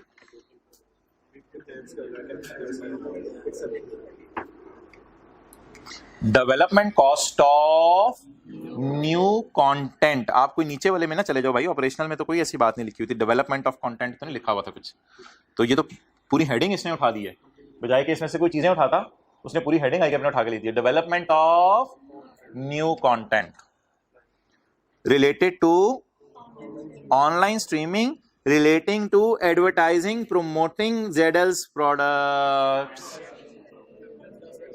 दो किस्म के कंटेंट डेवलप किए हैं इसने। एक इसने कंटेंट डेवलपमेंट किया है एडवर्टाइजमेंट पर्पस के लिए, और एक कंटेंट डेवलपमेंट किया है ऑनलाइन स्ट्रीमिंग के लिए। ऑनलाइन स्ट्रीमिंग तो हमारा मेन काम है, जो हमने शोज बेचने हैं।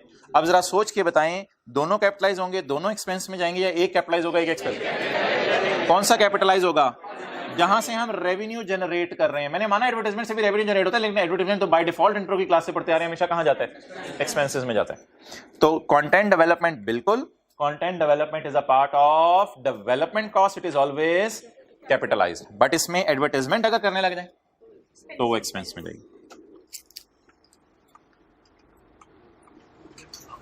अच्छा ये क्या है, एडवर्टाइजिंग प्रोडक्ट्स, एडवर्टाइजिंग वेबसाइट। यार एक तो ये है ना कि उसके अंदर जो आप प्रोडक्ट्स बेच रहे हैं वो अपनी वेबसाइट में डाल के एडवर्टाइज करें, बाकी वेबसाइट तक लाना ये भी तो एक एडवर्टाइजमेंट है ना। एक तो ये कॉलेज में आके आप एएफसी और कैफ के फजाइल बता रहे हो, ये अलग है। दूसरे क्या है, कॉलेज तक तो लाओ ना पहले बच्चे को, बाद में एएफसी और कैफ बताओगे।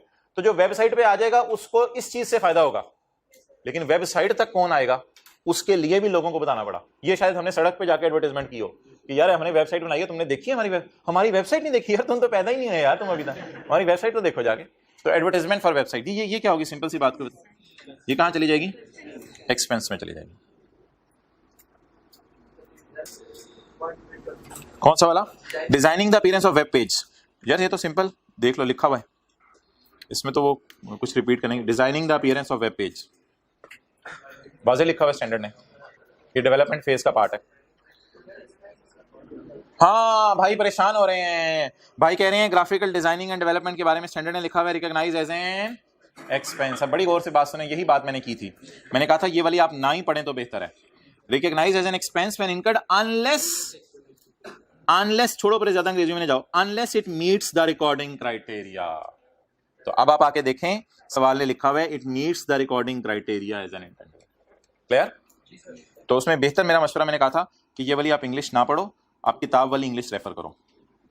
तो ये प्लानिंग फेज कहां जानी है हमेशा, और ये वाली दोनों फेजेस और ये वाली तीसरी फेज कैपिटलाइज होनी है। सर ये बहुत जो बड़ी वेबसाइट होती है जैसे कि सर, उसमें कई छोटे जो ब्रांड होते हैं उनकी भी एडवर्टाइजमेंट हो जाती है, तो सर वो उससे तो उनकी इनकम जनरेट होगी। तो वो cash debit income credit entry करते हैं बस सर, इसके कॉस्ट में से नहीं, cash debit income credit record कर दें। अच्छा जी जी, वो तो एक्सपेंस है। अच्छा जी, ये लफ्ज बताएं, सर्वरबाजी का आपने कभी सुना होगा, ये क्या होता है सर्वरबाजी? सर्वर हार्डवेयर होता है, सॉफ्टवेयर होता है?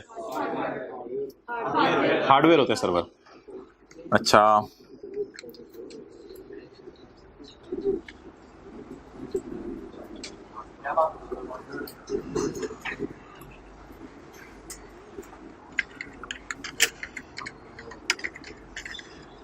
वेब सर्वर, अच्छा जी, ये वेब सर्वर्स कुछ मशीनें होती हैं जो ये देख लें, बल्कि यहाँ से ये वेब सर्वर कुछ मशीनें होती हैं जो लोगों ने रखी होती हैं, इन पे वेब पेजेस और सारी फाइल स्टोर हो रही होती हैं। तो एक तरह का वेब सर्वर क्या है, स्टोरेज डिवाइस है एक। तो आप बताएं वेब सर्वर, या कई दफ़ा नाम रखते हैं बैकअप सर्वर, कई दफ़ा नाम रखते हैं स्टेजिंग सर्वर, पता नहीं अजीब अजीब से इन्होंने नाम निकाले हुए हैं। वो ऑब्वियसली वो जो आप उसको देख रहे हैं software program web pages to web users. अच्छा जी, तो वेब सर्वर एक डिवाइस है जहाँ पे चीज़ें आके स्टोर होंगी और स्टोर होके आगे मूव होंगी। तो वेब सर्वर्स और वेब सर्वर का जो कोई सॉफ्टवेयर होगा जो इसको चलाने के लिए ज़रूरी है, वो बता दें कहाँ फॉल करेगा। IS 16 के अंदर, IS 16 के अंदर वेब सर्वर या स्टेजिंग सर्वर या बैकअप सर्वर वो मशीन है जिसमें वेब पेजेस स्टोर होते हैं, और स्टोर होके बाद में मैं और आप क्या करते हैं, इसको एक्सेस करते हैं। अच्छा जी, अब आए सवाल में।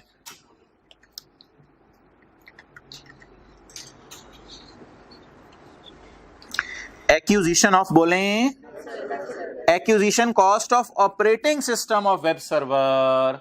तो वेब सर्वर खुद क्या है, टेंजेबल। अब इस टेंजेबल को चलाने के लिए एक क्या चाहिए, इसलिए ये भी क्या बन जाएगा, टेंजेबल। ये कैपिटलाइज तो होंगे लेकिन हमसे सॉल्यूशन में IS 38 का नोट मांगा हुआ है, IS 16 का नोट नहीं मांगा हुआ। तो ये IS 16 के नोट में कैपिटलाइज होंगे।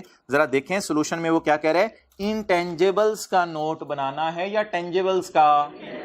तो इसलिए इसके साथ मैं सी नहीं लिख रहा, आपको कंफ्यूज करेगी ये बात। ये कैपिटलाइज जरूर होंगे, लेकिन लिख देता हूं ये कैपिटलाइज होंगे लेकिन किस स्टैंडर्ड के मुताबिक, IS 16 के मुताबिक। सर्वर जब भी आ जाए ना, सर्वर को आपने हार्डवेयर लेना है, सर्वर के साथ फिर नाम जो मर्जी लिखा हो।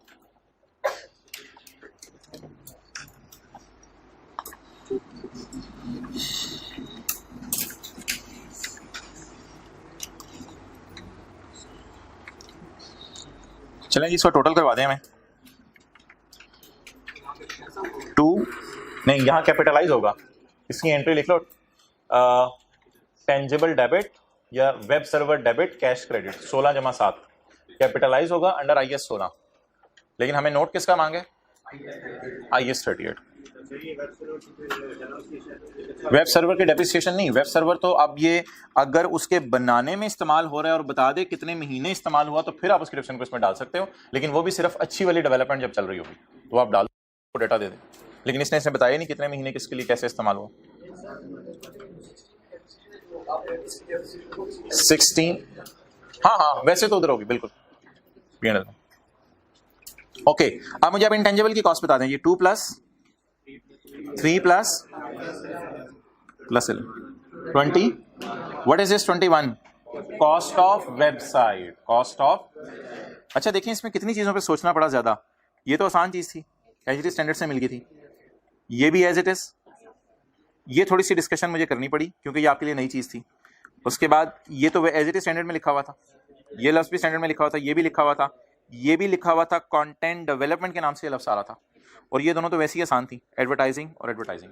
ऑब्वियसली तो एक दो एडजस्टमेंट तो आपको पता है, फिर बीच में टफ टाइम देती है, उसमें सोचना पड़ता है। लेकिन ये सर्वर भी अभी मैं आपको बताने लगा हूँ कहाँ पे लिखे हैं, और ये वाज़ेह तौर पे स्टैंडर्ड एक्सेप्शन में बताए हैं। इसलिए ये भी आई कि अपने को ऐसी चीज़ टेस्ट नहीं की थी, क्योंकि मैंने आपको थ्योरी में भी एक चीज़ छुड़वाई भी है, वो मैं आपको भी पढ़ाने लगा हूँ। अब जी SIC 32 की एक्सेप्शंस में आ जाए। SIC 32 की एक्सेप्शंस किताब से, ये किताब से करनी है क्योंकि ये ओरिजिनल स्टैंडर्ड में ना बड़ी इधर उधर करके दी है।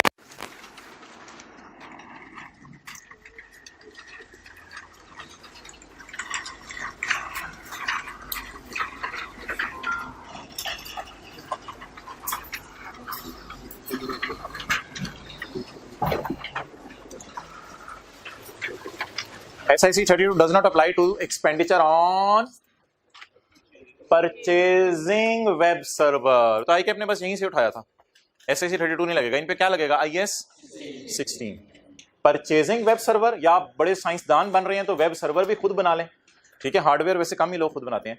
Purchasing web server, developing web server या operating hardware. Operating hardware means के हार्डवेयर है, कोई भी आपने ऑपरेशनल पर्पस के लिए हार्डवेयर लिया है। प्रोडक्शन सर्वर भी इनका नाम होता है, स्टेजिंग सर्वर भी इनका नाम होता है।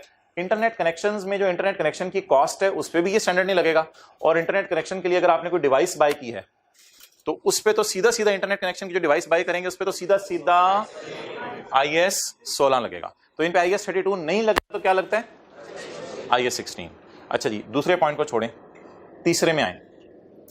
अगर आपने वेबसाइट एक बनाई, फिर दूसरी बनाई, फिर तीसरी बनाई और तीनों वेबसाइट्स बना के आपकी नीयत है कि आपने वेबसाइट्स बेचनी है, तो फिर तो ये इन्वेंट्रीज आपके लिए बन जाएंगी। जैसे इंट्रो की क्लास में कहा जाता था लैंड भी IS-2 में आती है, तो आप पूछते थे वो कैसे, जिसका काम ही लैंड बेचना है। तो जिसका काम ही वेबसाइट्स बना के बेचना है तो उसके लिए वेबसाइट्स कहां फॉल करेंगी? IS-2 में। द डेवलपमेंट और operation of a website for, कई लोग डेवलप भी करते हैं, डेवलप करके बाद में उनके ऑपरेशनल चीजें भी संभालते हैं, लेकिन ये हमारे स्कोप से बाहर है, इन पे IS-2 लगना है। द डेवलपमेंट और operation of a website for sale to in the ordinary course of business. और आपका आम बिजनेस ही क्या है? जब तक ये आपके पास पड़ी रहेंगी IS-2, और जिस दिन आप इसको बेचेंगे IFRS 15। अस्सलाम वालेकुम, सीए करें। अच्छा, IFRS 16 एक स्टैंडर्ड है लीज। लीज क्या होता है? वेबसाइट आपने कोई किराए पे ले ली, या कहते हैं उसके ऊपर ये स्टैंडर्ड नहीं लगेगा, किस्तों पे समझ लें, किराए पे समझ लें, ले ली, उस पर ये स्टैंडर्ड नहीं लगेगा, उस पर कौन सा स्टैंडर्ड लगेगा? IFRS 16। और इन द एंड यहां पे वो डिस्कस करें इंटरनेट का बिल, तो जाहिर बात है वेबसाइट चलाते रहेंगे तो बैकएंड पे इंटरनेट का बिल भी आपको पे करना पड़ेगा। वो इन एनी केस आपको जो है एक्सपेंस में जाएगा। इंटरनेट सर्विस प्रोवाइडर्स होस्ट करते हैं, आपके मेजबान बनते हैं और फिर आपकी वेबसाइट को आगे चलाते हैं। तो इंटरनेट सर्विस प्रोवाइडर्स, कोई भी नाम लिख लें अंडरलाइन करके, किस कंपनी का नाम लिखेंगे? PTCL, स्टॉर्म फाइबर लिख लें। होस्टिंग द एंटिटीज वेबसाइट, जो एंटिटी की वेबसाइट को होस्ट कर रहे हैं और फिर आगे लोगों को दे रहे हैं। This expenditure is recognised as an expense. तो यहां इंटरनेट बिल लिख लें, इसका मतलब इंटरनेट का बिल।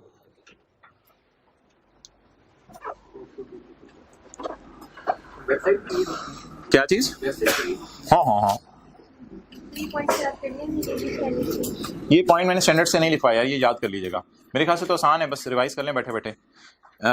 और वैसे ना याद करने की जरूरत नहीं है, पेपर में वैसे ही याद आ जाएंगे। यानी लिखा हो वेबसाइट बेचने के लिए, तो आपके जहन में आ जाएगा इस पे तो कौन सा स्टैंडर्ड लगना है। वेबसाइट किस्तों पे ले ली, IFRS 16। और इंटरनेट का बिल पे किया, तो ये याद, कोई रट्टा मारने की जरूरत नहीं है, एज इट इज इंग्लिश याद करने की जरूरत नहीं है, कॉन्सेप्ट होना चाहिए बस। और इन द एंड देखिए ना पेपर में कैसे टेस्ट किया उसने वेब सर्वर का लफ्ज लिखा है और लिखा था मैंने उसे परचेज किया, तो यहां से याद आ जाएगा। एज इट इज इनको रट्टा नहीं मारना, लेकिन याद रखना पड़ेगा। हाँ, आ सकता है कुछ सूरतों में, लेकिन वो आउटसोर्सिंग हमारे सिलेबस में नहीं है। ओके,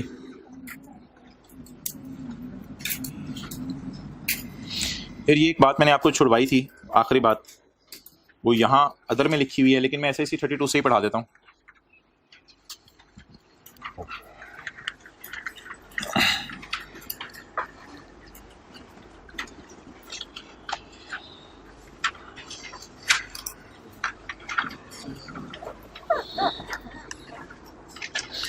एडमिन खर्चे ना, एडमिन खर्चे किसी रेयर सर्कमस्टांस में इंटेंजिबल बन सकते हैं। ये आप जरा फील करें, हम किधर हैं? ना हम प्लानिंग में हैं, ना डेवलपमेंट में हैं, ना ऑपरेशनल में हैं, बल्कि कैटेगरी उसने नई बनाई थी, क्या? अदर में इसने कहा था सेलिंग एडमिन एक्सपेंसेस एसेट की कॉस्ट का पार्ट नहीं बनने। इन रेयर सर्कमस्टांस एडमिन के खर्चे एसेट की कॉस्ट का पार्ट बन सकते हैं।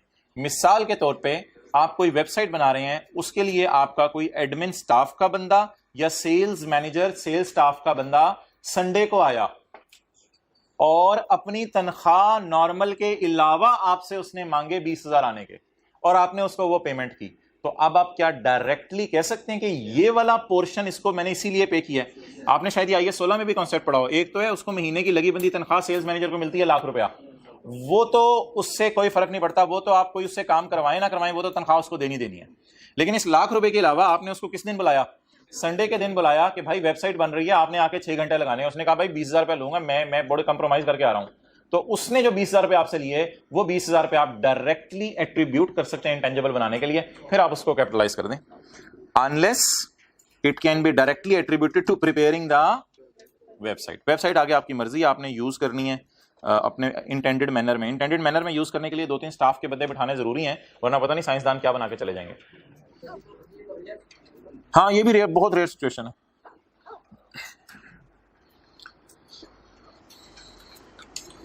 अच्छा, अपना जरा रिवाइज करते हैं। छोटी छोटी एक्सेप्शन जरूर जहन में रखनी है, छोटी छोटी एक्सेप्शंस। रिवीजन जरा बुक से कर लेते हैं। लिस्ट किताब से देखनी है आपने, ओरिजिनल SSC 32 से। रिवीजन जरा बुक से कर लेते हैं।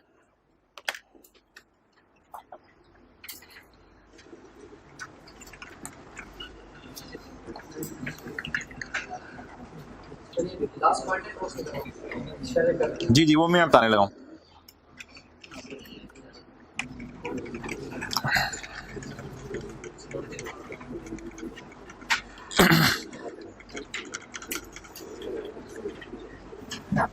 जी, रिवीजन करें सारे की। ये वेबसाइट कॉस्ट्स, आपने बस यस नो में जवाब देते रहना, आपको पता चल जाएगा आपको स्टैंडर्ड समझ आ गया या नहीं। ये वेबसाइट कॉस्ट परचेज वेबसाइट्स के लिए या इंटरनली जनरेट करें? जो आप खुद वेबसाइट बनाएं उसको बाहर के लोगों को भी एक्सेस दे सकते हैं और अपने एम्प्लॉयज को भी एक्सेस दे सकते हैं। और अपने एम्प्लॉयज को अगर एक्सेस दें तो ये भी वेबसाइट इंटेंजिबल ही होगा, याद रखिएगा, चाहे एक्सटर्नल वाली है चाहे, और इंटरनल वाली तो प्रमोशन के लिए हो ही नहीं सकती ना। तो इंटरनली जनरेटेड वेबसाइट भी इंटेंजिबल है और एक्सटर्नली जनरेटेड वेबसाइट भी, दोनों इंटेंजिबल हैं। लेकिन वो एक्सटर्नल वेबसाइट जो सिर्फ प्राइमरीली या सोली किस मकसद के लिए बनी है, एडवर्टाइजमेंट पर्पस के लिए, उसे आपने सिरे से कहां डालना है। लेकिन वो वेबसाइट जिससे चीजें बिक रही हैं उनमें भी जो तस्वीरें खींच के आपने लगाई हैं उसको किधर डालना है? एक्सपेंस में डालना है। इंटरनल एक्सेस की वेबसाइट हो या एक्सटर्नल एक्सेस की वेबसाइट हो, दिस ऑलवेज इज एन, बोले इंटेंजिबल। चार चीजें ऐसी हैं जो आपने SIC 32 में फॉल नहीं करवानी। किस्तों पे वेबसाइट ले ली, नंबर 2 वेबसाइट बना के बेच रहे हैं, नंबर 3 इंटरनेट का बिल पे कर रहे हैं, या कोई भी हार्डवेयर बाय कर रहे हैं आप, उसके नाम staging server, web server, backup server, जो भी नाम आएगा आप यूज कर दे, बस सर्वर से आपने याद रखना है ये हार्डवेयर होगा। ओके, अकाउंटिंग ट्रीटमेंट इनकी क्या करनी है? रिसर्च फेज हमेशा एक्सपेंस, डेवलपमेंट स्टैंडर्ड ने तो लिखा था एक्सपेंस में जाएगी जो आप पूछ रहे थे, लेकिन अगर क्राइटेरिया मीट कर जाए तो लेकिन हमने अपने समझने के लिए क्या लिख लिया? कैपिटलाइज होगी अगर क्राइटेरिया मीट करे। लेकिन इसमें जो तस्वीरें खींचने का खर्चा होगा वो कहां जाएगा? ऑपरेशनल फेज हमेशा, अनलेस के ऑपरेशनल फेज में, ये छोटी छोटी बातें अब जो करनी थी, अनलेस के ऑपरेशनल फेज में कोई आप ऐसा फीचर या फंक्शन ऐड कर दें जिससे, और अगर सिंपल लफ्ज आ जाए एडिंग न्यू फंक्शन तो एक्सपेंस में डाल दीजिएगा। लेकिन अगर आए we have added a function through which we expect further benefits, या जिससे आ जाए एक्स्ट्रा बेनिफिट हमें चाहिए, तो उसको क्या कर देंगे? कैपिटलाइज कर देंगे। भाई टेंटिव रहना यार, ये देखो। अच्छा, और अदर्स हमेशा कहां जाने हैं? Training, inefficiencies, initial operating losses, selling admin expenses, except it can be, ये लफ्ज पेपर में लिखा होगा, expect it can be directly attributable. ये आखिरी वाली बात काट दें, ये जो लिखी हुई है, क्योंकि ये ऊपर यहां लिखी हुई है कि इन स्टेजेस में जो भी खर्चा एडवर्टाइजमेंट का होगा उससे आप क्या करेंगे? एक्सपेंस करेंगे। इसको आखिरी वाली डेडलाइन काट दें। जी मोहतरम,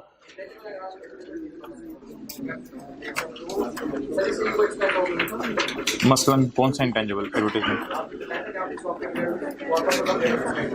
क्लास के बाद आपका सवाल लेता हूं मैं। ओके,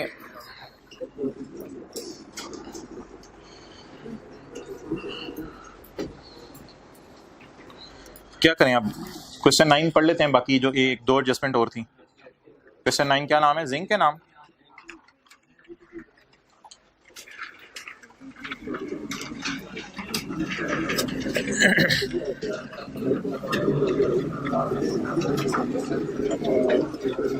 ये आखिरी लाइन है पॉइंट 1 की, ये मैं कल बताऊंगा। पॉइंट 1 की आखिरी लाइन है, कल बताऊंगा। पॉइंट 1 पढ़ लें, ये पुराना पॉइंट है, मशहूर जमाना। जल्दी जल्दी पॉइंट 1 पढ़े, बताएं कितनी रिसर्च है, कितनी डेवलपमेंट है।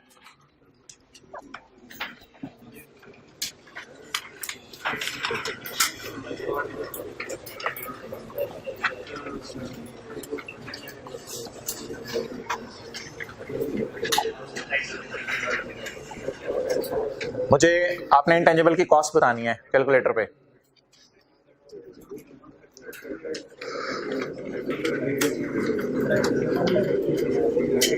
आखिरी लाइन छोड़ दें, इंटेंजिबल की कॉस्ट बताएं कैलकुलेटर पे।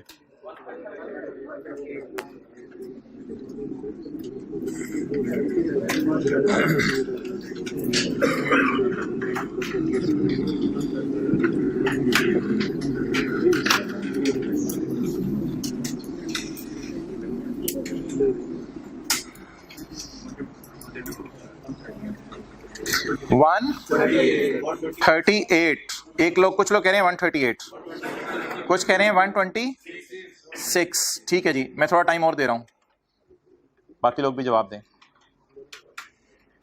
इंटेंजिबल की कॉस्ट कैलकुलेटर पकड़ के।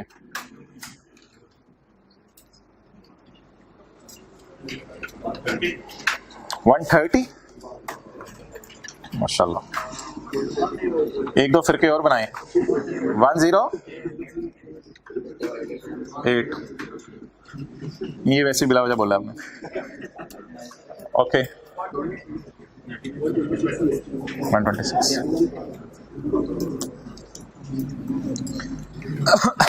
अच्छा भाई, एक बात, ये सवाल में एक पॉइंट थोड़ा सा ट्रिकी है। अब आप हज़रात बेशक दोबारा इस सवाल को पढ़ लें, वो पॉइंट ढूंढने कौन सा। एक पॉइंट थोड़ा सा ट्रिकी है, इसने डेट्स वाजे नहीं की, इतनी डेट्स वाजे नहीं की, रिसर्च कब ख़त्म हुई, डेवलपमेंट कब शुरू हुई, इस बारे में ना थोड़ा सा ज़रा देखना पड़ेगा। अल्लाह भला करे जिसने ये सवाल बनाया, लेकिन इस सवाल में फिर भी कुछ मार्क्स आ सकते थे, वो मैं बताता हूँ कैसे। एक सिर्फ ट्रिकी पॉइंट है, अगर इस एडजस्टमेंट के 3 मार्क्स है ना, और मेरे ख्याल से अगर वो ट्रिकी पॉइंट आपने नहीं पकड़ा तो आपके 2 से 2.5 फिर भी आ सकते हैं, वो मैं बताता हूँ कैसे। अच्छा, ये यकम जनवरी 2018 ZL bot N incomplete research and development. तो यहाँ से तो अल्लाह का शुक्र है आप पूरे नंबर ले लेंगे। रिसर्च एंड डेवलपमेंट बाय करना पूरा का पूरा क्या है, इंटेंजिबल है। From BTech at its fair value of the purchase price was analysed as follows. Research की मद में हमने कितना पे किया, 30, और 60 डेवलपमेंट की मद में। क्योंकि ये 30-60 इग्नोर करेंगे, टोटल 90 इधर ही पड़ा हुआ है ना, तो इसको C लिख दिया, कैपिटलाइज कर देंगे, क्योंकि कल पढ़ा था बॉट रिसर्च भी एसेट होती है। तो वो ट्रिकी पॉइंट अगर आपको नहीं भी पता चल सका, इस 90 को आपको ऐड करने के पूरे मार्क्स मिल जाएंगे। Subsequent expenditure incurred RS, research तो सीधी सीधी कहां जानी है, एक्सपेंस में जानी है। अब आगे क्या हो रही है जी, डेवलपमेंट। ये आप जरा पढ़ें, हमने incomplete research and development bye किस दिन की, incomplete research and development bye किस दिन की।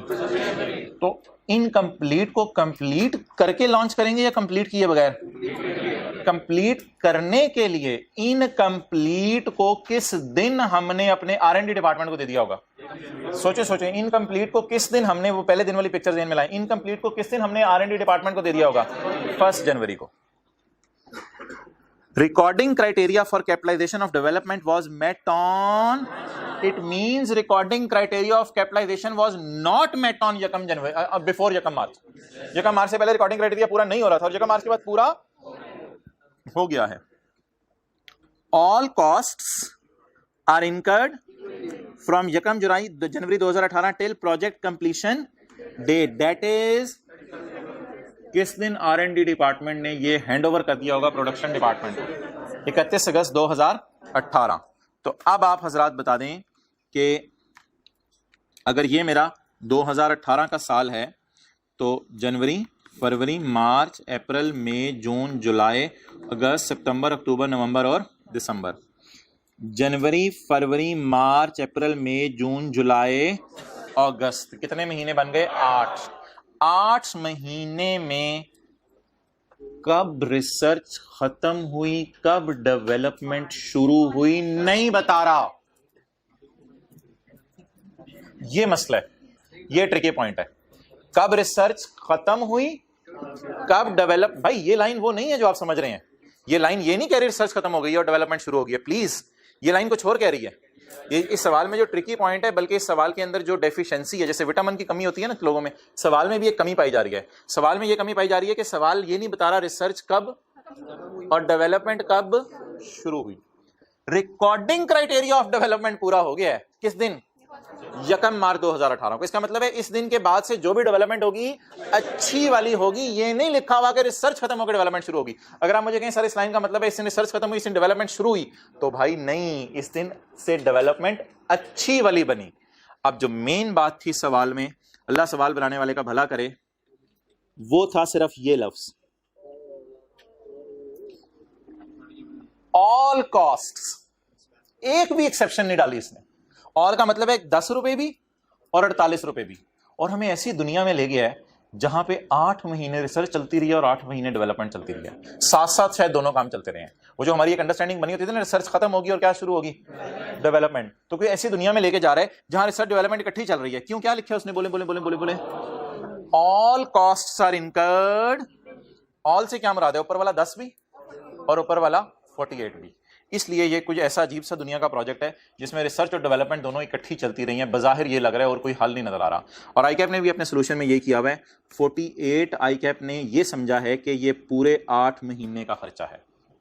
हालांकि कुछ लोग इधर बैठे समझे होंगे कि 48 यकम मार्च से ऑनवर्ड का खर्चा है, लेकिन आईकैप ने अपने सोल्यूशन में क्या किया हुआ है, 48 को पूरे 8 महीने का खर्चा समझा हुआ है। और आप 48 को डिवाइड किससे करेंगे और मल्टीप्लाई, फिर शायद 126 आएगा जो लोगों ने निकाला था। That was a tricky point, लेकिन इसमें मैं बताता हूँ पेपर में मार्क्स कहाँ से मिलेंगे वो जरा सुन लें। 48 डिवाइडेड बाय 8 मंथ्स, मैंने सी और ई लिख दिया है, 90 के साथ सी लिख दिया, 10 के साथ ई लिख दिया। मेरी बहस सिर्फ 48 पे रह गई है। 48 divide by 8 months multiplied by यकम मार्च से पूरा हो गया तो ये 6 महीने बनेंगे इंटू 6 मंथ्स जी 36। इसके साथ भी क्या लिख दें, कैपिटलाइज। तो 36 प्लस 90 विल बी 126। अच्छा, अब पेपर में क्या होगा ये जरा सुनिएगा। 10 रुपए की फिगर पता चल गई ना कौन सी है। आप एग्जामिनर हैं। अच्छा, आप लोग कहीं ना बच्चे परेशान हो जाते हैं, यार अच्छा ये पॉइंट था यार, मैं तो समझ रहा था ये टॉपिक मुझे समझ आ रहा है, आज आके ये मसला आ गया, और दिल में ये बात लेके घर चले जाते हैं और फिर परेशान होते हैं कि मेरा टॉपिक जो है वो हिल गया और अब मैं परेशान हो रहा हूँ। उनको रिलैक्स करने के लिए मैं एक बात कर रहा हूँ। आप पेपर चेक कर रहे हो, एक बंदे ने लिखा हो 90, पता है कौन सा वाला, और साथ बोले 48 नहीं, रिसर्च कितनी है 10, और उस बंदे ने 10 को इग्नोर किया हो, आप खुश होंगे। 10 को उसने नहीं डाला होगा, आप खुश होंगे। या इधर मैं 0 लिख देता हूं रिसर्च की जगह, और उस बंदे ने लिखा हो 48। एक ये आपके पास आए आंसर, लेकिन इसके बाद इसने कॉस्ट भी निकाली हो और उसको 10 पे डिवाइड भी किया हो, और 10 पे डिवाइड करके इस कॉस्ट को, ऑब्वियसली उसको ये तो पता है कि अगस्त के अंदर पूरा हुआ है, तो आगे कौन से महीने हैं, इंटू 4/12 किया हो। ये सारा काम एक बंदे ने किया है, दूसरे बंदे ने 90 जमा 0 जमा ये जो माशाल्लाह अच्छे बच्चे जिन्होंने ये बात पकड़ ली थी, कितना 30 इज इक्वल टू ये, इन्होंने भी आगे 10 इंटू 4/12 किया हो। अब आप मुझे बता दें, जब आप मार्किंग कर रहे होंगे और इसके 3 मार्क्स होंगे तो इसको आप शायद 2.5 नंबर दे दें और इसको 3 नंबर दे दें। तो वो जो ट्रिकी पॉइंट था उसी के मार्क्स थे, उसके भी मार्क्स थे। तो इसलिए यार कभी भी ना कोई सवाल में कोई पॉइंट आ जाए तो कॉन्फिडेंस लूज ना किया करें। तो आज आपके लिए बहुत पूरे सीए के लिए एक इंपॉर्टेंट बात आपसे कर दी, तो कॉन्फिडेंस लूज ना किया करें, परेशान होने की जरूरत नहीं है। वो एक पॉइंट था जिसके आपके मार्क्स कटेंगे। क्या कुछ लोग 48 लिख रहे होंगे और कुछ लोग 30। भाईजान तीजी एडजस्टमेंट लाइसेंस एंज नहीं, हाँ बांधा हाथों की, पैसे तो पूरे करने क्लास से। ओके, अच्छा ये जो मैंने लाइन काटी थी इस पे थोड़ा सा जरा आप कमेंट मुझे कर दें कि सवाल कह रहे हैं जी रिवैल्यूएशन मॉडल यूज करने वेयर एवर पॉसिबल, जहां पॉसिबल हो वहां कौन सा मॉडल यूज करने। अच्छा, कॉस्ट हमारी डिसाइड होगी है कितनी है, 90 जमा 36। अच्छा, लाइफ आगे 10 साल है। On 31 December 18 ZL received an offer of 170 for its developed technology. जी मोहतरम, अब रीवैल्यू कर दें इसको, मार्केट वैल्यू ये ले लें भाई, एक्टिव मार्केट का कहीं कहीं जिक्र नहीं है। ZL रिसीव्ड एन ऑफर, तो लिखें there is no active market. ये लिखा है कि इसकी फेयर वैल्यू मार्केट में इतनी है। तो मैंने कहा था कोई बंदा आपको ऑफर कर भी दे या कोई वैल्यूअर कीमत लगा भी दे तो क्यों नहीं रीवैल्यू करना। हाँ लिखें, it is not written in question that there is any active market, so will not revalue. It is not written in question that there is an active market. अच्छा, वैसे ये तो आपको जनरल भी अंडरस्टैंडिंग होगी, कोई बंदा किसी चीज की ऑफर लगाए तो ये मार्केट प्राइस नहीं होती, तो ऑफर लगा रहा होता है यार, मैं ये ऑफर लगा रहा हूं, फिर आप मार्केट में जाके विजिट करते हैं तो मार्केट होती तो बताता फिर, इसलिए इसको रीवैल्यू नहीं करेंगे। अच्छा यार, ये एडजस्टमेंट जो है ना आप अल्हम्दुलिल्लाह बड़े जबरदस्त तरीके से कर लेंगे। इस लाइन को आप एंड पे पढ़िएगा क्योंकि ये रिकवरेबल अमाउंट है, ऊपर वाले डेटा से तो बीवी निकलेगी ना, तो ये रिकवरेबल अमाउंट है, इसको एंड पे पढ़िएगा, पहले बीवी निकाल लीजिएगा ऊपर वाले डेटा से, फिर इसको रिकवरेबल अमाउंट से कंपेयर कीजिएगा। लेकिन प्लीज ये एडजस्टमेंट ना पढ़िएगा जब तक कि आप क्वेश्चन नंबर 7 और 7A रिवाइज ना कर लें। याद आ रहा है 7A हमने नया बनाया था सवाल, ये लेक्चर नोट्स में 7 और 7A रिवाइज करके करेंगे, इंशाल्लाह हो जाएगी। 7 और 7A रिवाइज किए बगैर करेंगे तो यकीनन कोई ना कोई आप यहाँ पे एरर कर देंगे। अच्छा, आप कितने लोग इसका पूरा नोट बना के लाएंगे? नोट में सिर्फ कितने कॉलम बनने हैं? 3। कॉस्ट हमने निकाल ली है अमोर्टाइजेशन आपने घर में जाके निकालनी है, बस ये आपका होमवर्क है। आज 2 चीजें पढ़ी हैं, वेबसाइट कॉस्ट और पास पेपर क्वेश्चन 9।